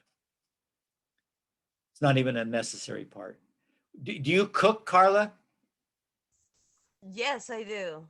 So you know enough math to cook, right? You have to add 2 cups of flour to something. You know what? That is the little thing that we South American, especially my mom, she doesn't cook like with measure. She's like, oh, look it, we're like 3 people. We doing these 3 cups of water, and how much do you do the water for the rice? Because we rice. Oh, that's great. That's great. Well, there you go. You don't even need it to cook. So, you know, you're fine. You always got to check for cooking. You got to know how to do that. So if you can do that without a lot of math, good for you. I know I cook a lot, and I if it's a new recipe, I follow the math. But if it's something I've been cooking, I know, you know, how much water to put in. But just like in maths, not all the ways to resolve a problem is the same. That's what my what teacher used to tell me. You can do it like this, like this. He showed me, like, he will show you 4 or 5 different ways to get it. Yeah. Like you could do it like step by step or doing fast or doing like this. So, Yeah. like it's different ways. And I Right. mean, that's the wonderful thing about math, but that's the scary thing about it to me. It's Yeah. ways you could do it. Yeah. I just one. Yeah. Oh, great. Yeah. When I teach, I've taught this a lot, uh, since I've been at City College, and I get the same thing. Every class is the same. There's students from all over the world and all different skills in math and interest in math. Some people are taking the class to complete the program, but they're not particularly interested in math. I mean, if they're completing the program in construction, they should know some math because it's part of construction. But a lot of times they'll show me ways that they learned when they grew up, like shortcuts and things, and there'll be ways I didn't come across when I grew up. So it's kind of interesting. I'll go, oh yeah, that's a better way. Or even in this class, you guys have shown me alternative ways to look at things or to do things. So that's great. You're right. There's not one way to do it for sure. Patrick, I have a question. Yes, sir. It's regarding the check. I mean, I haven't received my check. Is this Jakob? Yes, that's me. Okay, so Francisco talked about this earlier. So you need to write Emma Cruz, email Emma Cruz. Do you have her email address? Emma Cruz, let me Yeah, check. she's one of the people that helped you, It's on that the runs this program. chat box. Oh yeah, I'm sorry. Thank you, Francisco. Jakob, go to the chat box, and Monica's listed Emma Cruz's email address. Okay, yeah, I do have Emma Cruz. I mean, she's the one who sent the schedule Right. and Right, and that address is in the chat box if you need it. So Okay. email her and she needs your pipeline, your school ID. No, what is it called? Your K number. K number. So have that. So when you email her, put your K number, alongside your name when you tell her who's emailing her, and then she'll take care of it for you. Okay, and explain you want it, you haven't got it yet, and you're wondering where it is. Okay, I'll do Okay. it. Okay. Yeah. Thank you. Yeah. I'm glad you asked because we did talk about it. Okay. So is anybody feeling that they are just not understanding this very well?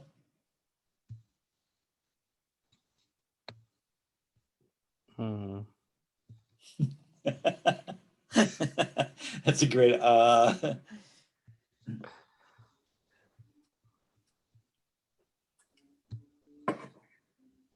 like I've said all along, many of you will not be going into the construction trades. We knew that going in. It wasn't the purpose to make carpenters or plumbers out of all of you.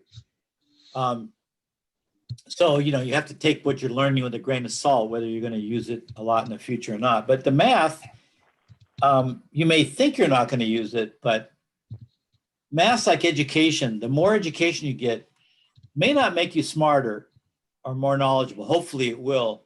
But in this country, credentials mean more than they should. And so the more years of education you have in your background, the better status you have sometimes in getting jobs and things. Unfortunately, it doesn't mean you're smarter at all or no more, but it's one way they try to measure that. So the same with math, the more math you know and keep current in your head is always good. You never know when you're going to fall into some line of work or some thing you're doing, helping your cousin build his house or, divide up his fields or whatever. And the math comes in handy. So even if you're not in the trades, I think it's good to try to remember. A lot of you, it's just a matter of remembering what you learned and forgot because it was so long ago. Like Francisco. Yep. You only because you volunteered it, you seem to know your math pretty well. So how do you do that? Do you just have a mind for math and once you learn it, it sticks, or do you review it every once in a while? I used to like math when I was younger, when it was just I guess around just algebra, pre-algebra. Yeah. But I remember that's kind of where I started to fall off, and that's kind of where I plateaued. Yeah. But well, I'm constantly viewing situations or problems or obstacles from like multiple angles. So, and well, I mean, I've developed my own personal techniques for handling different things. Yeah. So, yeah, I mean, that's a good way to, when you're rethinking things, the more you know, a lot of times you have to make new knowledge fit into the old knowledge, or, kind of, You got to reconcile. you got two a different great word, information. reconcile. Yeah. You got to reconcile. So you're constantly doing that. I mean, everybody does it unconsciously, but it's kind of nice you're aware of that. So that's, if you do that, and everybody should do it because you have to do it to make sense of the world, then you keep going over stuff, you go, okay, well, how does that fit? Well, let me remember, what was that? And it kind of keeps it fresh. So that's a good thing. Teaching this math class once a year keeps a lot of this stuff fresh for me, but I don't do a lot of math in my personal life now because I'm retired, semi-retired. Well, now I just kind of rely on communication skills of like, I can, for the most part, follow what people are saying or what they're trying to communicate, but well, I'm able to put to words my questions or what I don't understand. Yeah, that's a nice skill too. I'm much more precise with my speech, because well, like I've preferred to be more precise with my speech because like I've always been an arguer, and you have to use your words properly. And I mean, even in the political forum, or like, you have to take people at their face value words. Yeah, that's right. It's important. There's no doubt about it. And if you're going to have an honest intellectual conversation or debate, then you got to take people at their words, and people have to say what they mean and mean what they say. Right. One way for the others, and I don't know, because I talked more with Francisco, but for you others, and a lot of you I haven't talked much, so you may have a lot of these skills also, but communication is really important, but also knowing how to research things, because none of us know everything about anything, but there's so much information on the internet now. And a lot of you guys are really internet and cell phone savvy because it's your generation's thing. But the more you know how to actually research and find things is great, because you can look up, like today's lesson, you can look up any of this stuff on the internet and get a tutorial if you're if you really want to learn it and you don't have time in the class. So so research and communication are both really important skills. And people don't go to libraries. Even when in my generation, when we didn't have cell phones, most people just didn't bother to go to libraries. They would get magazine subscriptions or they'd read the newspaper, but that was it. I mean, you couldn't go to the internet. But now, especially simple information that's not controversial, like math, like basic math, just go right to the internet and get that stuff. I mean, it's great. Geography, you want to know where some city is, you don't need to go to the library and find a atlas. Just it's really great. When I do research writing my books, I was writing about this, I was researching about this ancient Greek, and he was born in this city, and I thought, geez, I've never heard of that city. 2 flicks on the internet, and it's got me that city, what it looks like, what the ruins are like when he lived there. So for research, it's really great. You have to watch that some of the information, when it gets nuanced, can be problematic, may not always be true. But for simple things where there's no reason to lie or fool with the truth, it's pretty reliable. It's a great resource. I think that libraries are actually pretty well frequented. People to use computers in the libraries, right? Well, people of all ages of different backgrounds, because like, for instance, whether it's in Lompoc or in Santa Maria, because I've been to both. I've been to the one in Santa Maria for myself, and then I've taken my kids to the library in Lompoc. Yeah. And they've got reading or story time. Like COVID kind Yeah. of fucked everything up. Yeah. And you got people going there to do research or just to have a quiet environment, because at home isn't the place. Even if they've got internet, even if they have a laptop, Yeah. like, you need to get out of where all the distractions are and into Right. a place of mutual respect of silence. Right. Okay. So I wasn't taking that into consideration. That's a good point. Real good point. I like books You know, more than computers. Books are better for me. yeah. I Yeah. don't like computers so much. I don't think the information in computers is generally, I believe more in a book for myself. Really? Like books about history of my country, and I can tell you that they're not really, it's like one little thing that is kind of misleading in some of them that I seen here. They are translated. Yeah. Oh, interesting. Oh, that's a good thing to contribute. Yeah. I'm glad that, I mean, books, I mean, it depends on what you're doing with your life. Like I write and I research and I write about a non-fictional thing. So I have to be pretty accurate. So there's nothing like a good research library. One of the reasons I stay in Santa Barbara is because I went to school at UCSB graduate school, and I know the library and the resources there, and it's got a great library, and I can go anytime.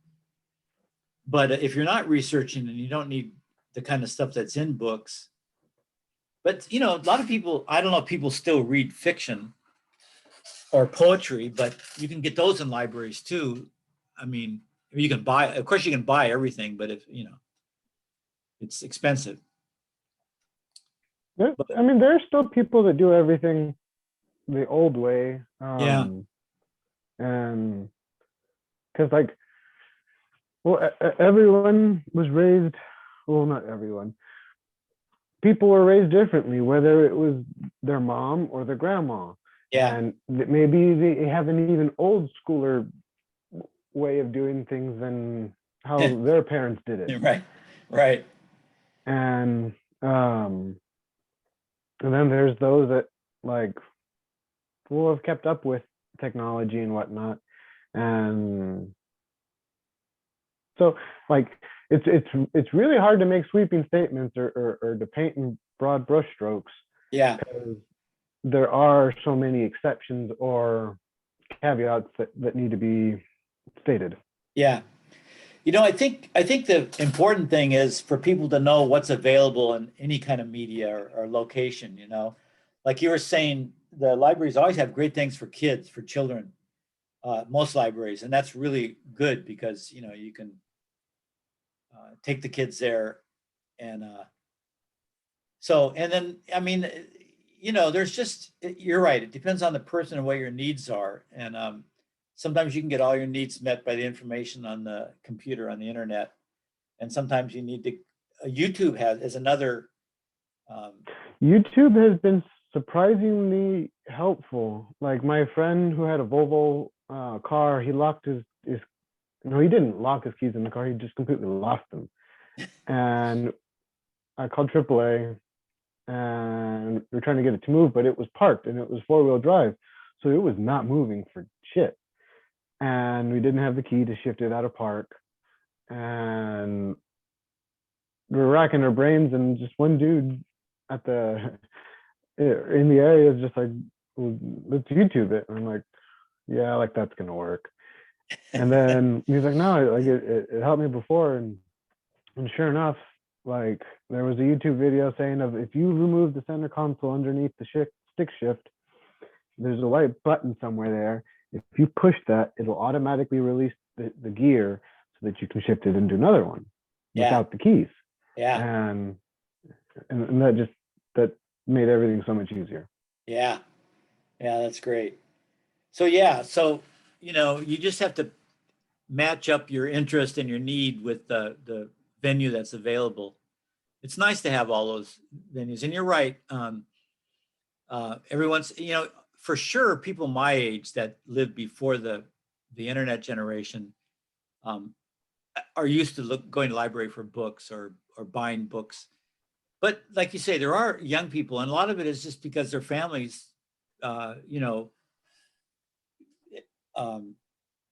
made that available to them. Their families told them about books, and their families use books. So you get that through the generations if families care about that and make it something for the kids to learn about. There's also like the Kindle Fire or just ebooks where you're looking at them on a tablet. I prefer audiobook because I can go on a walk. Yeah. I can work construction or be playing a video game and listening to an intellectual conversation. Yeah. That's a good point. And I can burn myself out. Like just my head will feel fat from hearing or from taking in so much information. So it's like I've started realizing like I really can only handle so much. Yeah, I know. I start getting weird when I pour in too much information. And I've trained myself to do it because I research, and so but still sometimes you just get so spaced out and it's like, what? Last night and this morning,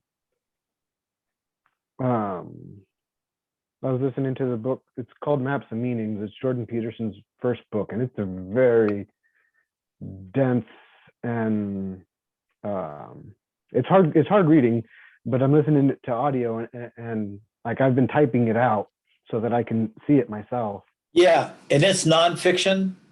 It's nonfiction. It's systems of belief. Oh, okay. To some extent. Oh, wow. Now, on that book, does the author read it, or is it somebody else? He reads it, which is a huge benefit because he can keep cadence. Yeah. And like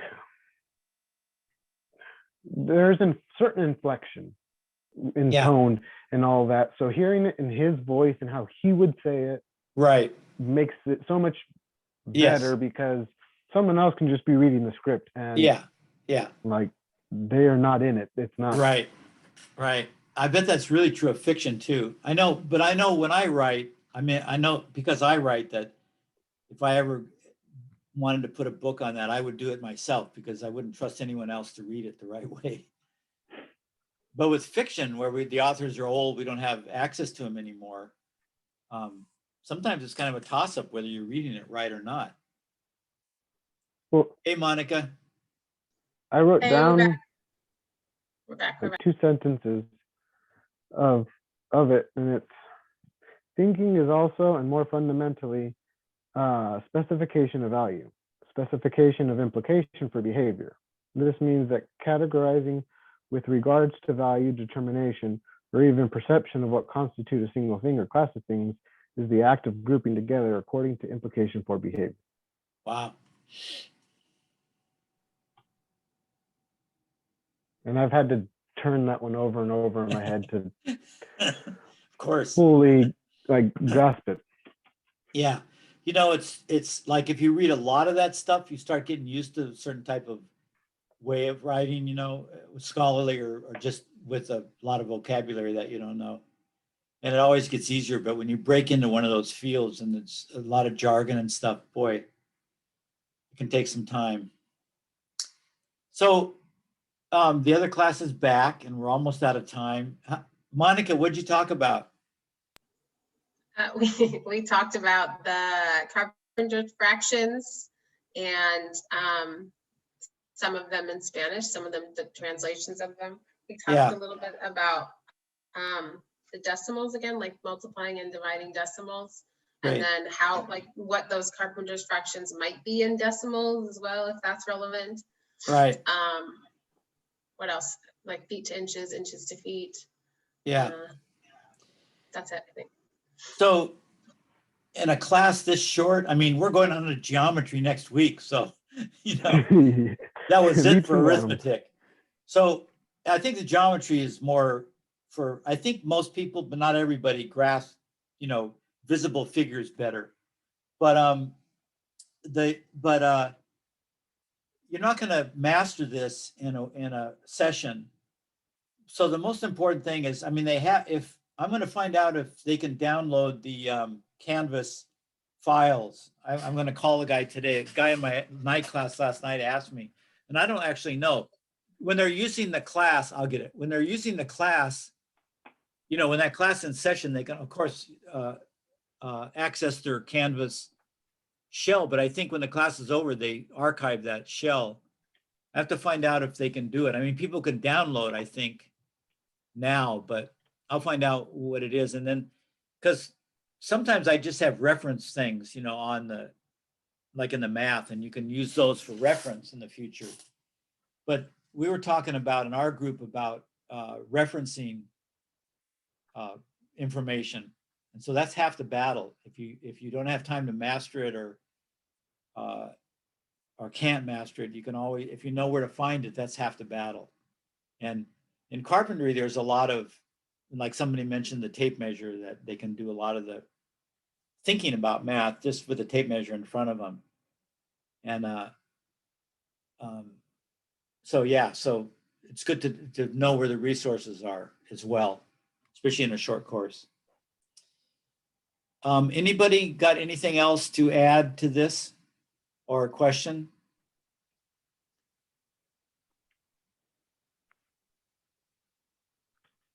Is mayonnaise an instrument? Is what? Mayonnaise an instrument. It's Well, I don't know why, but it's the first thing that comes to my mind when anybody asks, is there any questions? Because it's a line out of SpongeBob when Squidward's trying to teach an orchestra. And Patrick Starr's like, is mayonnaise an instrument? Well, here's a question. Is language an instrument? So I actually consider language a form of technology. And so like you say, you can master it like any form of technology. You can get really better at communicating and always better and better. So people tend to think of, because language is so close to us. I mean, we learn it when we're 1 and 2 and 3, and it's just part of us. And it's hard for us to separate and say, okay, this is the language I'm using. Is it okay? Can I improve it? But you can. It's a tool. Even though we learn it when we're toddlers, it's a tool, and we can keep working on it. A lot of students are mentioning in the chat that they appreciate your class. And I have to say that a lot of people have a negative outlook on math because it was taught to them wrong. And you're a really clear math teacher. I think for a 3-hour session, that was really straightforward and clear. So thank you I agree with everybody. Thank you for revisiting these math lessons with everybody. It was good. It was really good. Okay, thanks. Yeah, everybody said thank you. And I had one thing to add. Yeah, thank everybody for the appreciation. I was thinking of something else that's a little bit related, and it was about Francisco. And that is a lot of times, like in a class like this, if you're really good in math, a lot of the stuff I'm going over is really elementary to you, and oh God, when's this going to get over? I've got other things to do. Sometimes you're stuck, and you have to do what you're doing. You have to be in the class. The teacher's making you be present. One thing I tell students that know as much as the teacher or know what that class is about, to think about how you would teach that. And this is part of what you're talking about, is communicating, Francisco. Teaching is a really special form of communicating, and you have to work at it really hard. And so I tell my students, if this particular area is boring to you, look at it as a teacher and study me and Monica and Rodney and start noticing how we teach things and what techniques we use. And then it'll help you learn it better. And also, if for some strange, horrible reason you end up wanting to be a teacher later in life, you'll have looked at it a bit, and you may even have some skills that you got from that. So always take advantage of your downtime, like listening to a professor drone on about something you already know. take it, just look at it from another perspective. Hey, he's a teacher. That's interesting how he's going over that. I never thought about that. So you can learn a whole nother layer of what you're talking about that way. Right, Francisco? Yeah. I think Like- you, the reason I thought of you is I think you automatically do that just because of the way your personality works, but it will really help you in the future. I mean, because you're learning it from another perspective, the teacher's perspective. And if you see that, it'll really help you break it down even more. So you should never get bored at a lecture. There's always some way to work on it as you're going. But yeah, thank you for the thanks for the math. I take teaching really seriously, and math is just one part of construction, and I'm the only one who teaches it at school. Rodney's going to take a shot at this coming fall. But I work really hard on it because I have a class with such broad skills. It's really a difficult challenge to do a class in that. And I appreciate everybody's, whether they correct me or give me another way of doing something, because that adds to my repertoire. And then the next class I'll say, oh, and I had a class member who did it this way. What do you think? And I go, yeah, we like that. I've had people say they like what someone brought up better than the way I teach, and I'm fine with that, So we'll go on to look in that packet in your file, in your Canvas. If you want to practice a little more, just go ahead and do some of those problems. And if you've mastered it, or you really don't, you don't think you're going to use it in the future, then don't. And next Monday we'll do geometry, which is really critical. I think for many of you it'll be easier, although some people are not form oriented in math, and so that'll be hard for them. And then the next day, Wednesday, it's a big day. We're going to wrap up all the courses, but we'll do a little bit of application. We'll go through some word problems and some actual ways you would use math in trade problems. Okay. So yeah, I'm glad everybody's doing okay with the math. And thank you, Carla, for all your comments. And I will see Monica.